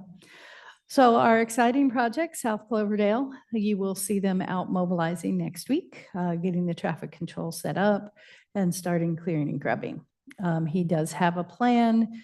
None of you were physically on the board when it happened, but he does have a plan that he is going to work a section and get the base layer of asphalt down and not leave it open over the winter, unlike some other experiences that we've had. So he does have a plan. We're going to do sections, then we'll probably do a suspension for the 2 large culverts that are left, and he'll be back out in June. But he is trying to get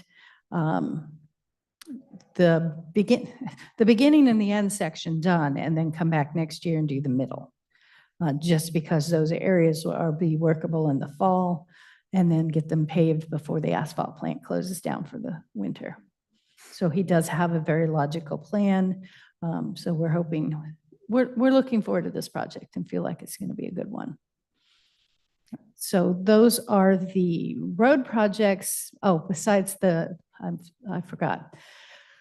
Guardrail, the new addition guardrail, they are starting not next week, but the following week. And we're working with the delineator to do a schedule. Our as needed guardrail, we did a whole bunch in the spring. As we're coming to the end, sometime in October, we'll get him another list to go and add what the new damage is. So you will probably see a change order for that for additional items. So those are the road ones that are out there, and then Allender will be going out very soon. Did we talk about going after the people who hit those guardrails that are insurance companies to replace them? So we do. When the accident is reported and when they have insurance, we do bill them at the rate that is included in our unit price contract. What percentage do you think success we have? 50% maybe? Maybe 50% actually getting our money back. But we do pursue when there is a reported accident, when we can reach out to get insurance money. A lot of people hit them and drive off. It's a little frustrating because that is our biggest write-off. Yeah. So if we're gonna switch to water sewer, I'll let you go first with the meters. So just wanted to report project status for the water meter replacement project. And of course, we're focusing heavily in Riderwood because that's the majority of our dense meters. We're finding that there's some meters that are 30 years old that we're replacing that have aged and likely aren't reporting accurately. And so part of this component of the replacement was also providing a portal for the users to access so they could see real-time data on what their usage was. And so I kind of preface the board with that saying, someone who's had a 30-year-old meter, maybe showing 1 or 2 units a month may now be showing, we're seeing, maybe double that.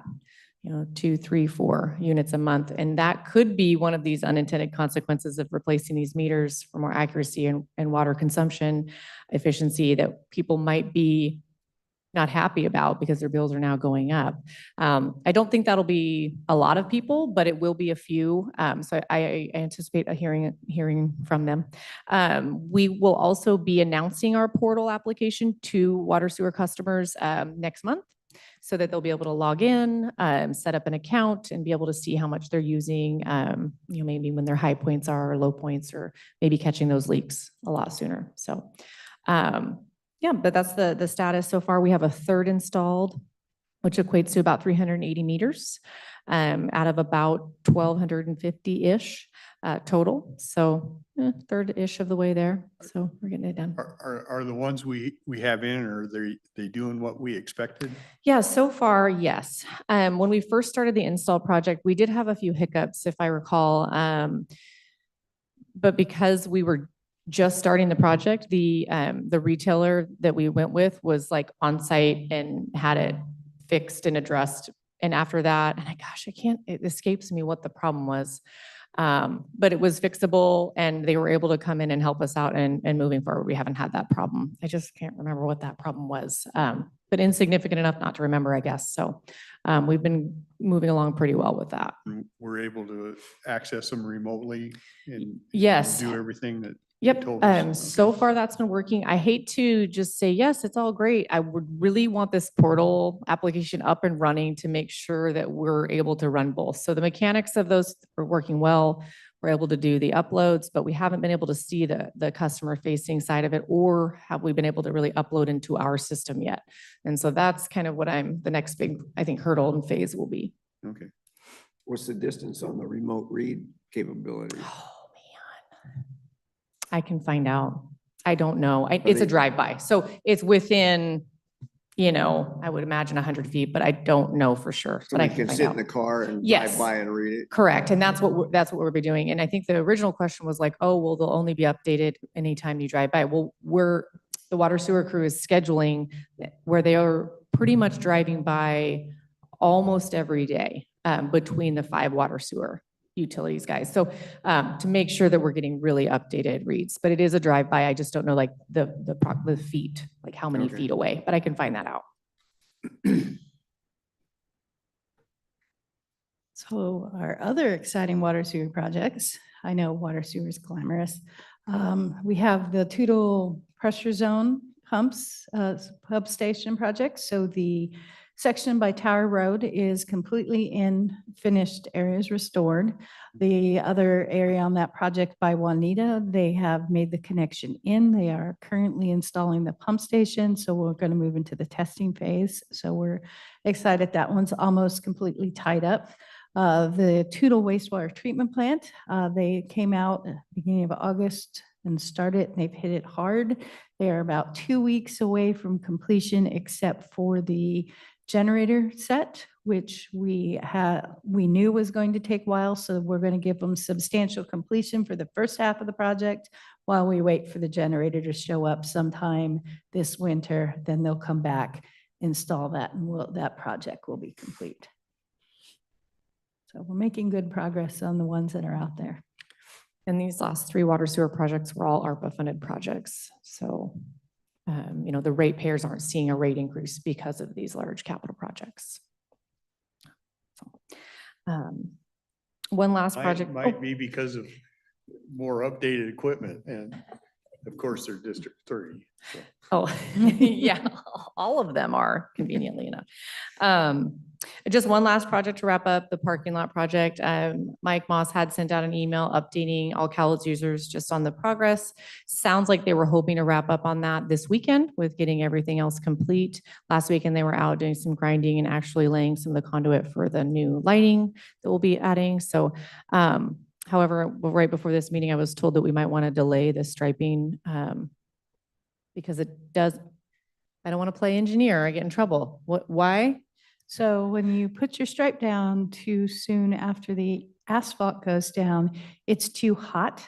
So the paint tends to, it decreases the life of the paint because it's still hot. It causes the stripes to, the asphalt's off gassing and it helps burn up those VOCs in the paint. So it won't last as long. If you paint, especially if you paint, you pave on Friday and you stripe on Sunday. If you went out there, and most people don't believe it, if you went out there on Sunday, you could feel that it was still warm. Of course, this time of the year, the asphalt is warm, but it would be warmer than the surrounding asphalt. So we'll have to reevaluate that. And are we doing this right down here too, where they park? Yeah. Down in the west side? Yes. Yes. Yeah. And I know a piece of Third Avenue with the city of Kelso, which was great because we were I was just concerned. watching somebody pull in and it looked pretty rough, and I It thought I is. recall that we were talking about that too. Okay. I would, and then also we're adding handicap parking also up above by the ramp area, which I think is a much better addition than just regular parking. So that was my last update. The last item on here is the Lexington Flood Zone Control District presentation. I actually asked them if they would be interested in coming and talking to the board. I don't think that they have done so even with the previous board. You know, with being a special district that the county helps manage, I thought it was important to give some insight to the board and kind of develop a relationship or have the ability for you guys to communicate if you had questions.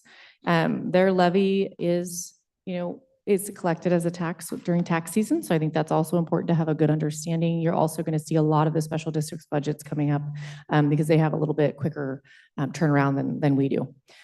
So that was the intent. It was really just to have some networking opportunity and give you guys the opportunity to ask some questions and have a better understanding. Aside from that, I know that they were told 2:30. So if you guys had any other items or we could recess with whatever you guys would like.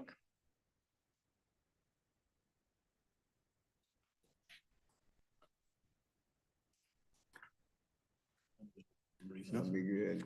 We can recess till 2:30.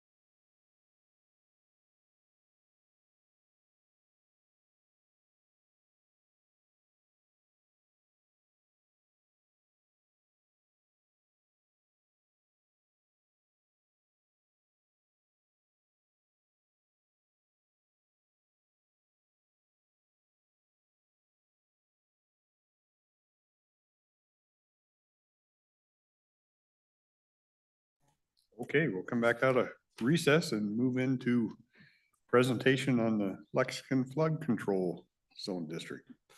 Well, I appreciate the opportunity to come up here and talk to you guys, and I appreciate the board being able to get together and talk about anything you guys would like to ask questions on. I am just a diking manager, just as your staff does for you. I serve at the pleasure of my board, so we have a lot of stuff going on in Lexington, but it's lots of fun. So I was just my plan was just to give a quick presentation on what Lexington Flood Control Zone District is, basically a diking district, and answer any questions. So if you have any along the way, just please hit me up. First, the picture on front is our #1 pump station, McCorkle Creek pump station. It sits on the north end, kind of right along West Side Highway. That's you kind of see the highway behind it. They've been doing some, is this where they've been doing some work? Yes. Okay. So we've got a little bit into it, but we have an emergency generator project right across the street. We own that land too, and whatnot. Some quick history. Lexington Flood Control Zone District. Flood Control Zone District is the only district, diking district that is established by a vote of the Board of County Commissioners. There's no public vote associated with it. So Really? It was, Ponderosa was first established in 1972 to protect that little piece that you kind of see in that map. In 75, they realized that the rest was starting to be developed and established the Lexington district. And in 80, they joined them together. That happened to be 3 months after the eruption. So it was a quick move right after it. And in 2003, we became the only flood control zone district that the residents elected to be governed by a board of supervisors. So that's, all the rest of them are governed by the BOCC. Some quick construction history. I'm not going to go through all these dates, but I thought some of them were interesting. The first dike was constructed in 47, even though the Ponderosa wasn't set up until 72. I've also noticed that the districts were established about the time that maintenance and operations started to come into play and needing money. So that's kind of where those came from. Our big pump station in McCorkle was constructed in 79. It is constructed so that 99% of the time gravity flows out. McCorkle Creek will just gravity into the river. When the river gets to a certain level, we close gates and the pumps operate whatnot. It was finished about 6 or 7 months before the eruption, and the pumps had not operated at that point in time. So with the raising of the river, it's become a little different story on it. It still only operates about 99% or about 1% of the time, but what was what you see now, you know, the dike where people walk and the apartments and all that, was that in place before the mountain? It was in place. Okay. But between 80 and 83, they raised it about 3 feet. So they brought it up even higher. Yep. Yeah. And added 3 new pump stations during that time as well. Around Beacon Hill, Pancratz, BPA, those ones. The district replaced the Sparks Drive pump station about the time the Lexington Bridge went in, and then reconstructed Ventura pump station to replace the very first pump station, Sierra. That one's been torn down. You can kind of see where it was at if you know where it was at, but other than that. It's interesting that Sierra pump station was 2 1,000 GPM pumps. Ventura is 3 2,700 GPM pumps. So a little bit of an upgrade. McCorkle has a total of about 160,000 GPM that they can pump out of there. Quick map of the district that's actually protected. This is not a full assessed area, but we end up with about 2.6 miles of levee, 5 pump stations with 6 pump stations with 15 pumps. There are 2 internal dikes. Those are the blue ones on the left-hand side. And then 1 detention structure, which is at the end of Sparks Drive. It's a dam, a soil dam that we are working on raising. I'll get into that a little bit. The red line through the middle of this is West Side Highway. West Side Highway on the southern portion serves as part of the levee. The district protects about 2,460 acres, about a population 2,500. 1,300 parcels, assessed value of $472 million. A fire station, the largest grade school in the state, that 3-story Lexington grade school. 2 electrical substations and Riverside Park.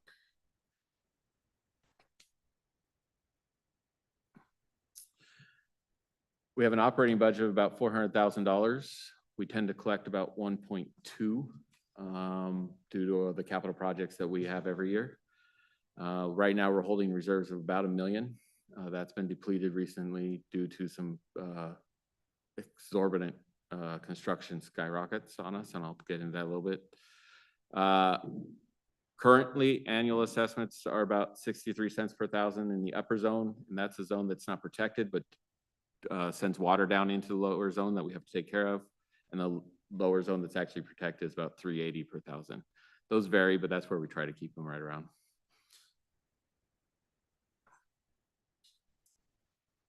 Some of the projects we're working on, and this is the project that you alluded to. About 3 years ago in 21, we purchased 2 generators for $291,000 for the 2 pump houses at McCorkle. They had a 62-week lead time on them. We got them quickly at 58. And we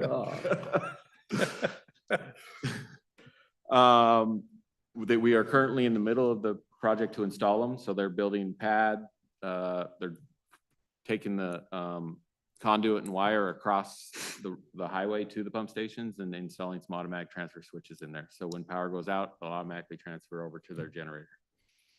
We're hoping construction be complete around September. Is this a replacement or did we not have backup power before? We had backup power. They were on semi trucks. So basically they were inside of a truck trailer, and there's one of them still sitting down at all right. Tally Way. But that takes man power that could be doing something else. We've also learned that the traveling back and forth has not been real friendly on them. So yeah. Although it has been handy in that other districts have been able to borrow them when necessary. So. Mm-hmm. 2 other projects that are on our horizon, but we're still trying to figure out how to pay for. They're the dike behind the school in Maxwell Farms at the end of Rainbow has some sloughing issues on it. And so we're working to design a fix to that before it erodes all the way through the dike. That would end up, during high water, that would end up flooding the school. That would be the low point. The school happens to be a low point in that area. The other one is Sparks Drive is our most critical flashy pump station. Whenever it goes down, we end up with water in Sparks Drive. So we are working, we've got a study that says the fix to that is a new pump station at the end of Cowlitz Drive.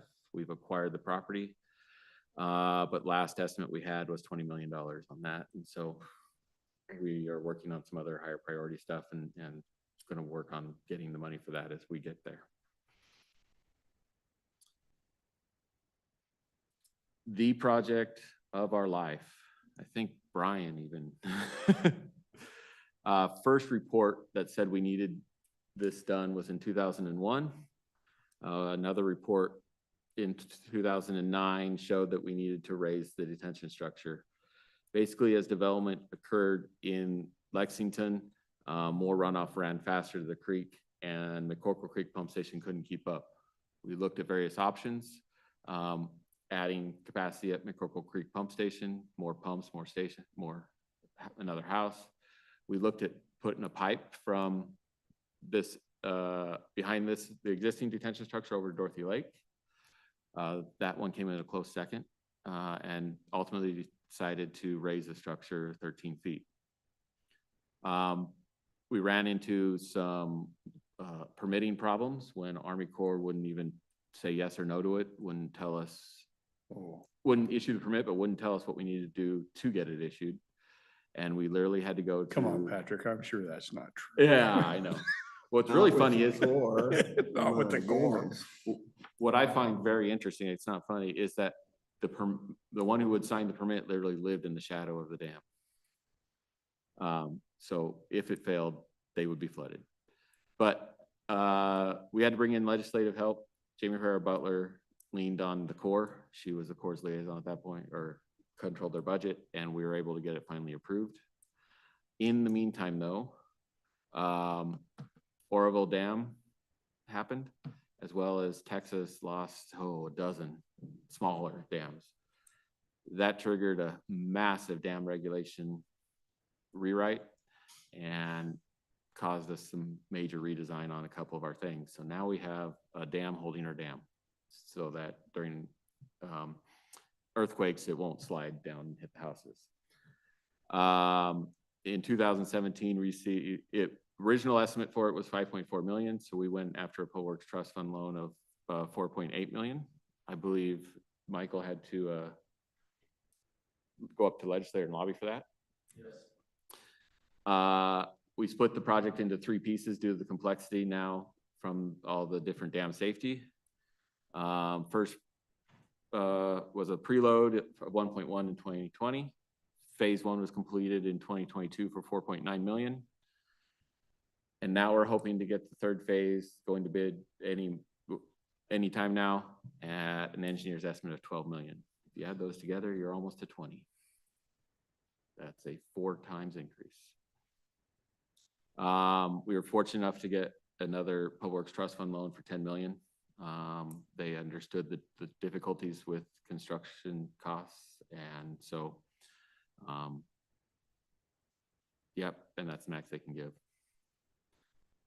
Do you face any, does it ever time out on you, or I guess I'm worried Army Corps can be a little bit difficult. Does their approval ever run out? You have to have it done by 2030 or something like that? I think so quite a while. The 2017 lasted till 2021 for us. Okay. So, but the 10 million, I think we're going to be just fine. We're going to bid soon. Okay. So that one should be just fine. In order to do this, we don't have to use the Army Corps if you're getting funding elsewhere, do we? So the dam doesn't require Army Corps. The Army Corps only is interested in the levees. But they do care that the dam's there so that you're not flooding the interior of your dike as well. So they don't look at the structure of the dam, but they do care that it's there. Does that make sense?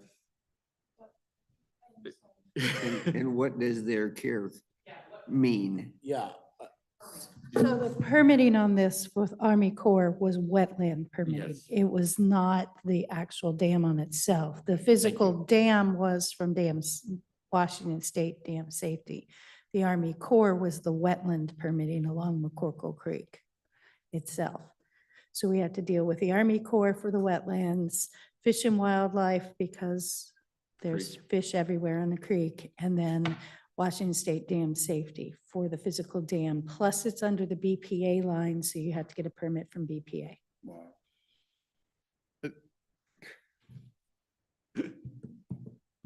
We're all 3 shaking our head.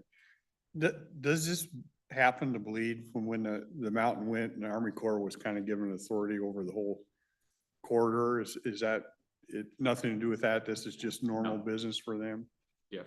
Wow. Alaska Airlines and Southwest fly over above, don't we need permit? We probably do. We'll be getting a bill in the mail, I'm sure. I don't doubt it.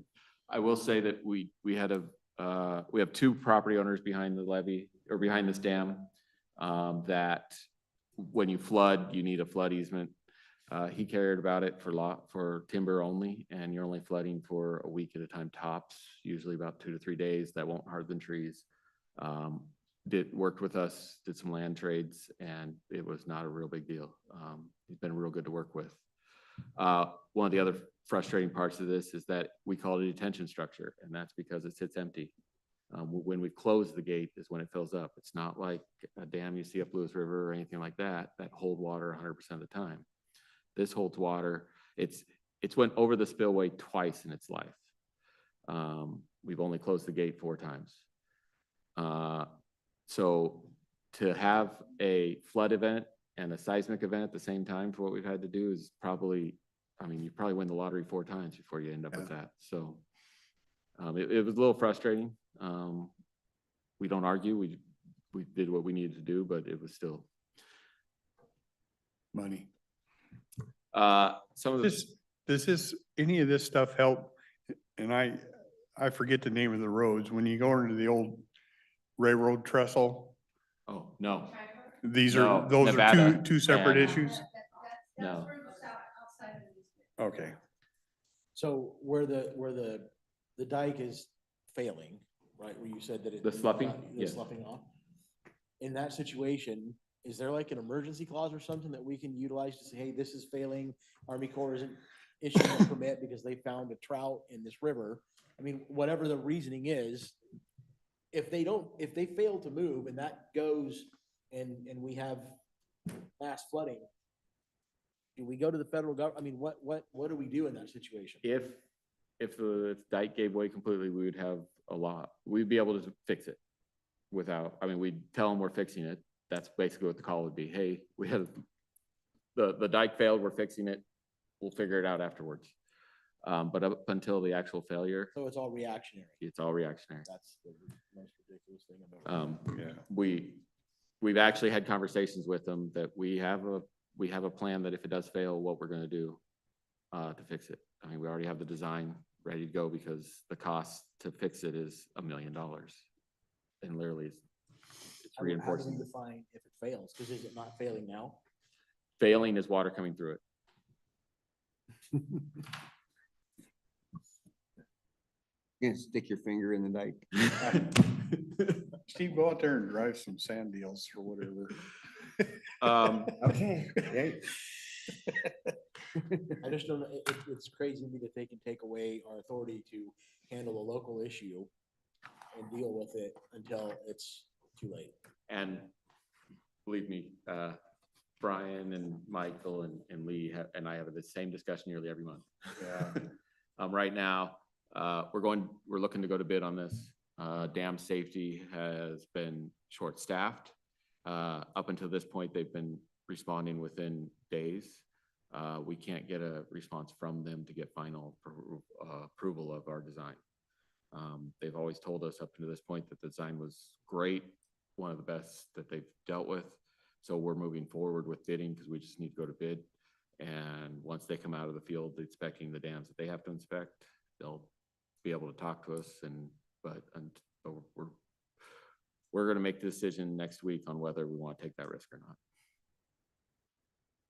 And to me, my recommendation to them is going to be take that risk. To move forward without official approval.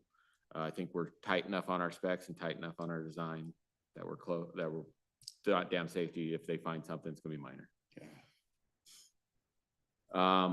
Just on this project, we did some special things due to the proximity to residents as well as just the impact we'd have on the area.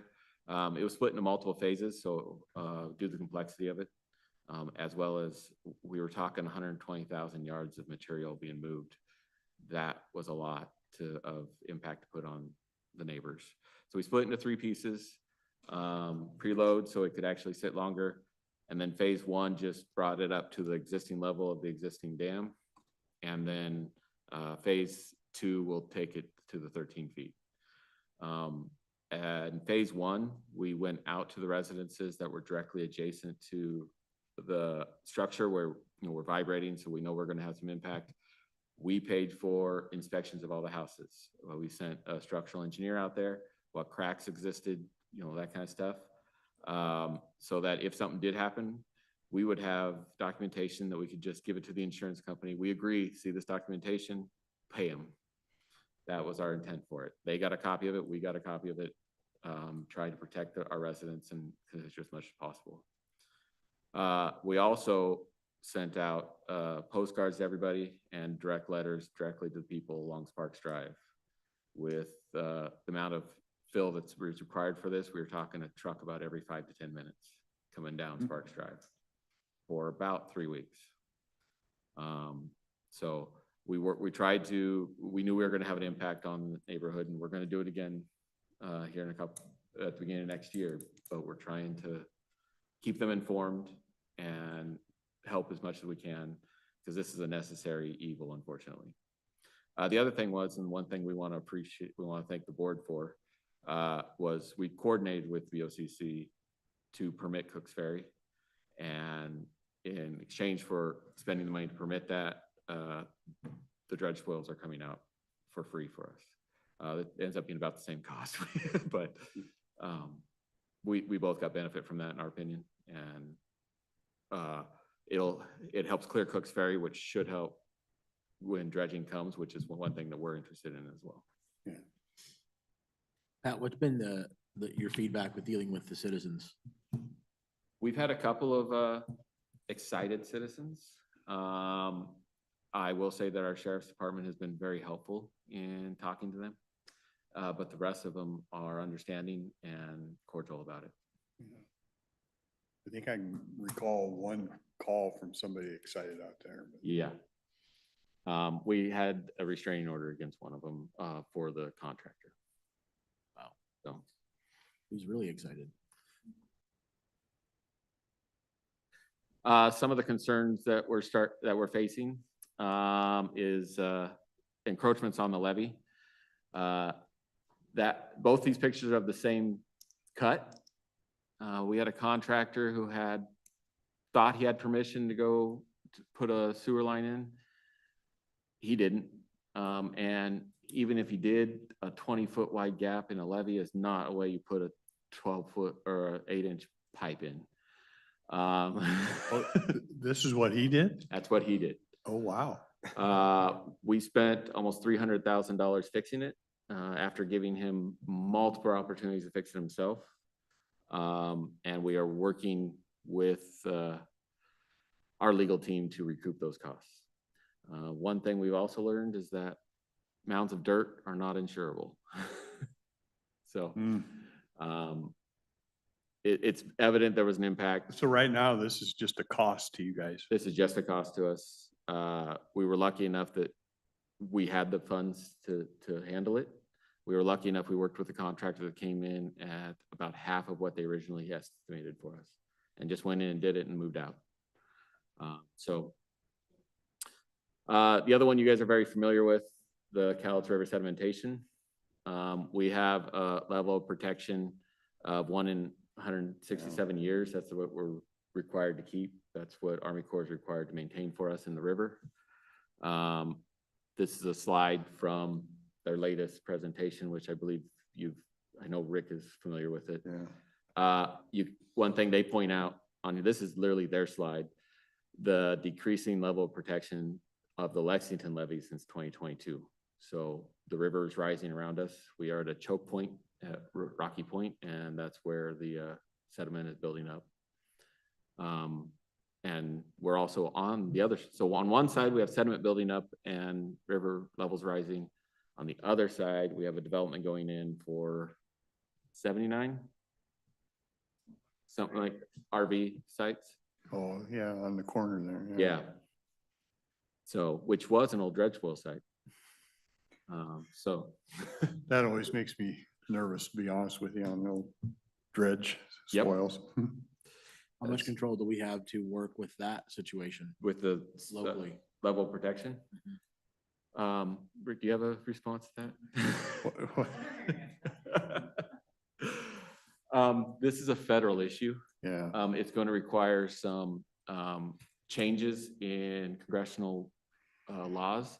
That's what they always refer to. You hear it called the WRDA, and I'm sure Water Resources it has a Development Act. big, long name. And I know our Representative Luce Camp Perez and Senator Murray and Senator Cantwell are on board with having that change. It comes up in 2026. It's one of the things we have our Washington DC lobbyists work on too. And we've continued to talk with it. Not just us, but the whole county is talking about, because that word needs to change. Trying to broaden Army Corps, probably not get this totally right, from just flood control to silt migration. I think there's some, Something to that effect. try and get it to the point where you could actually put a machine in. Yeah. The only And time, the port's working on, with us on that too. There's a lot of people working that way. the only time Army Corps could legally dredge according to their current authorization is if the level of protections don't meet. Not if they're close, not if it looks like it, it has to break over that threshold. In the meantime, Port of Longview has to dredge nearly every year 2 of their bursts that this leaks into. We are starting to, you see, islands create erosion on both sides, that kind of stuff. So we'll work with our lobbyists and come up with some word or language to try to get into 27 that broadens them to allow them to consider other things that can trigger it. Yeah, this is one of the things I was talking about, where I think we should get together as a Cowlitz County as a whole, as city of Castle Rock, city of all of us together, mayors, you know, commissioners, everybody, and say, this is ridiculous. You guys legislate it has to be this, we have to react, but then you guys don't give us the permit that we need to make what? I mean, The discussion circus. with Representative Blusenkamp Perez was literally, what, you'd say 75% permitting? Yeah. Because permitting has to change in order for us to be able to do anything. And she understands that. And she understands, is on board with that. And I know the other two are too. It's the other. Yeah. Not everybody knows the Pacific Northwest, you know what I mean? And we are the only mountain that has ash problems. I mean, even if you go to Hawaii and you have the volcanic activity, it doesn't come down as ash. It comes down as obsidian. Well, Lava. Yeah, it's my whole different. thought on it is, you know, Blusenkamp, Perez, and Senate, Murray, and they can say what they want. They're not the ones that are living here that are gonna be affected by this. So I think it makes sense for us as a whole to say, hey, we're the ones that are living this. We're the ones that are gonna be affected. You guys are miles away, you know, sight unseen and unheard. You don't hear about this unless we say something about it. That's why I think we need to do something as a whole community to say, we can't stand for this anymore. It's not okay. And I think my board would be right behind you on that and be happy. Yeah. I know that there is a coalition that's together to do some stuff, but absolutely. Because Congress has known about this for a long time. The people that have been working at Mount St. Helens, dealing with the sediment, have been able to do it for 40 years, and yet we're still here. Yeah. So. Yeah. There's nobody left back there that really- remembers the mountain, Yeah. you know? Well, I'm just saying, if we don't advocate for ourselves, they're not, obviously. Yeah. The last slide is literally a picture from 96. One of the few areas. 96? Yeah. Yeah. This is one of the few areas that didn't really have leakage. I have pictures of Woodland with water behind it. I have pictures of South Kelso with water behind it. This one, you can see those residents are protected because this is what the district does. Oh, that's pretty cool. Yeah, it is. If you go back 2 slides to the 11th slide, what are the holes in the ground? Back one more. Those were potholes for them to find a giant water line that was sitting right there too. Beacon For them to Hill, find what? there's a water line that's sitting there. So they Okay. needed to find the water line so they could avoid the water line. Those were potholes. So this was the guy laying the line, he dug those so he could know So he could know where he needed to put his pipe. so he could Yeah, this was a do close, more and this was, unapproved work on the levee. this was a close coordination between Cowlitz County Public Works. We had an inspector on site. Beacon Hill Water Sewer District had an inspector on site. And then I was there quite often, but we use Cowlitz County Public Works inspector to also build some time to us on this. It happened to be Beacon Hill that spotted this, and I was in a board meeting with South Kelso, and left immediately to come see this. They understand, those supervisors don't understand when another district's got a hole in its levee. And that's, you could, literally you drove an excavator through it. So. And we're right next to a pump station. That pole is literally right next, you can't walk between the pump station and that pole. So we're right next to Ventura. Lexington doesn't exist without the levees. Correct. No, it doesn't. Like Holland, Yeah, exactly. just Yeah. put in a windmill. Well, Did you guys have anything you'd like to add?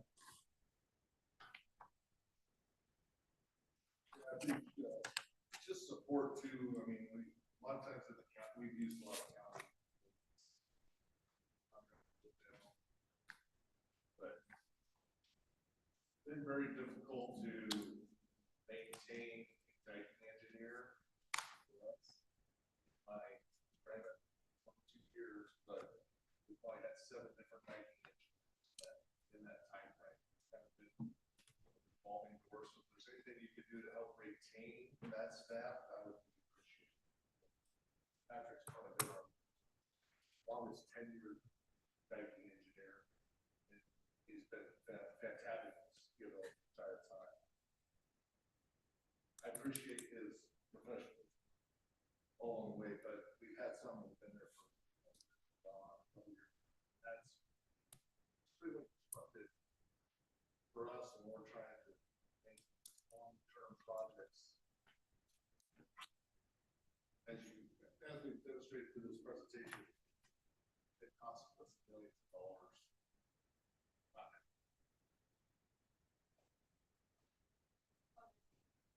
Yes, that continuity through that process.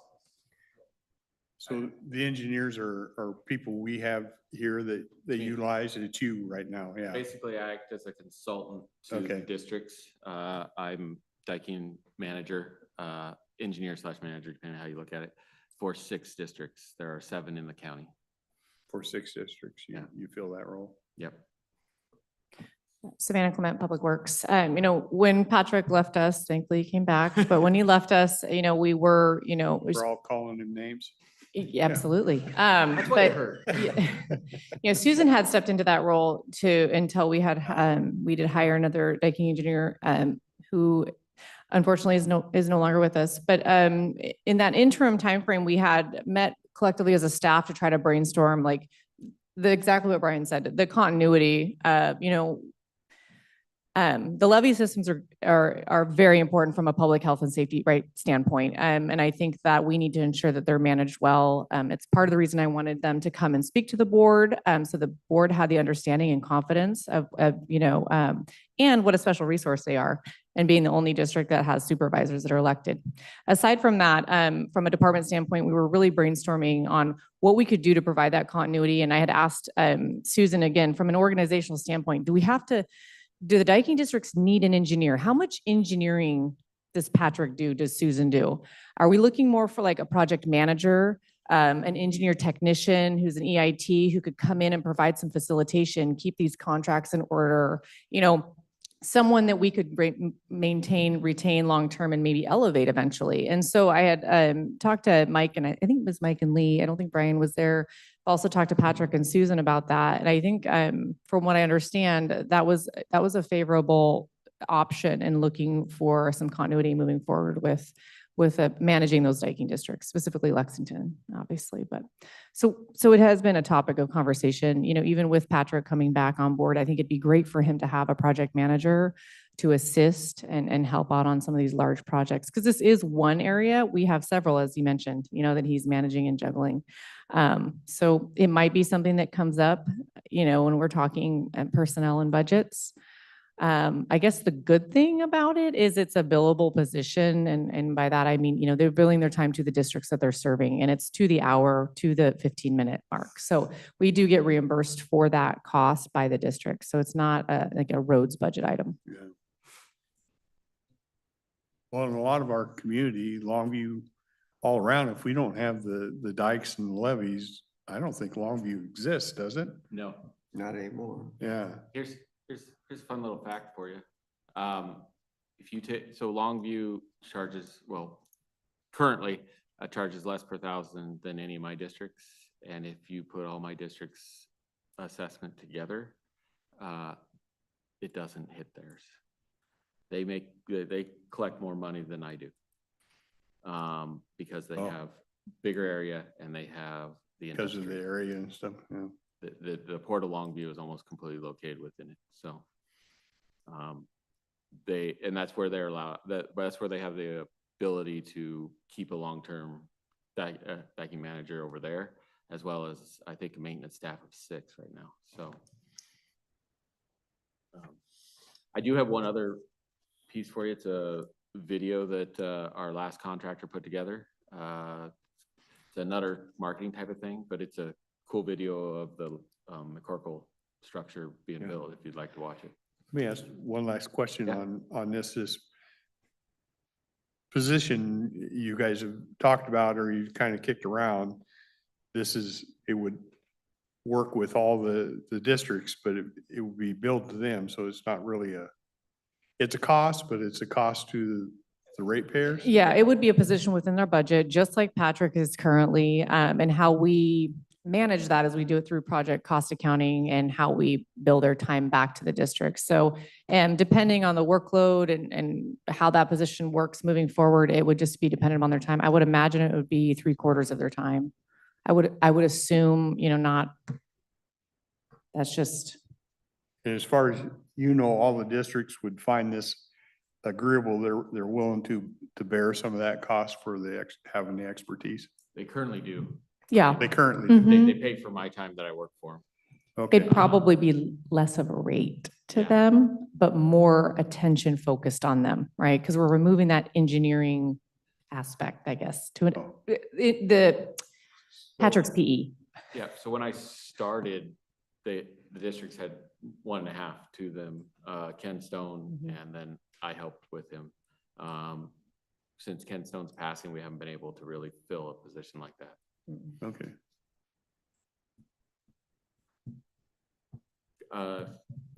Commissioner Dahl's good. Oh. There you go.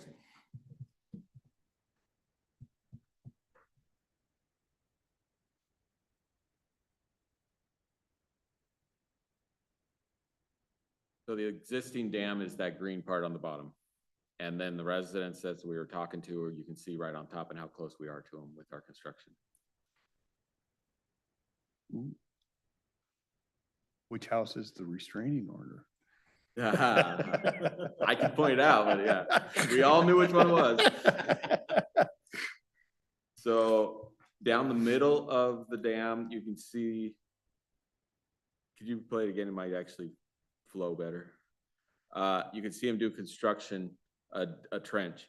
So the dam has dredge spoils basically holding up the east side, but down the middle is impervious, special stuff we had to bring in all the way from Clatskanie. That it's not quite clay, but it's not quite bentonite. It was some very well suited stuff. Goes on the outside of a drain that carries it down and out instead of coming all the way through the dam. It's all this interesting new design stuff. So so when it's done, it'll sit 13 feet above that berm on the right. Yeah.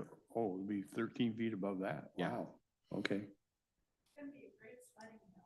Yeah, I was gonna say, if you get some snow, they'll be out there, right? It is one thing we do have problems keeping ATVs off of the site. They tend to come in through the power lines. So. Wow, quite a project.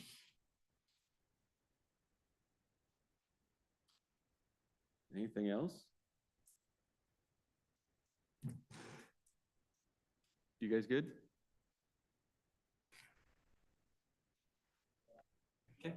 Yeah, thanks for bringing it to us. That was interesting to see and learn about. Appreciate the time. Anytime, and I appreciate Emily coming and learning too.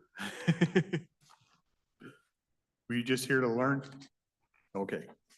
I didn't want to miss you if you had something for us. Okay, we're all good then. Thank you. Okay, Thank you. thank you.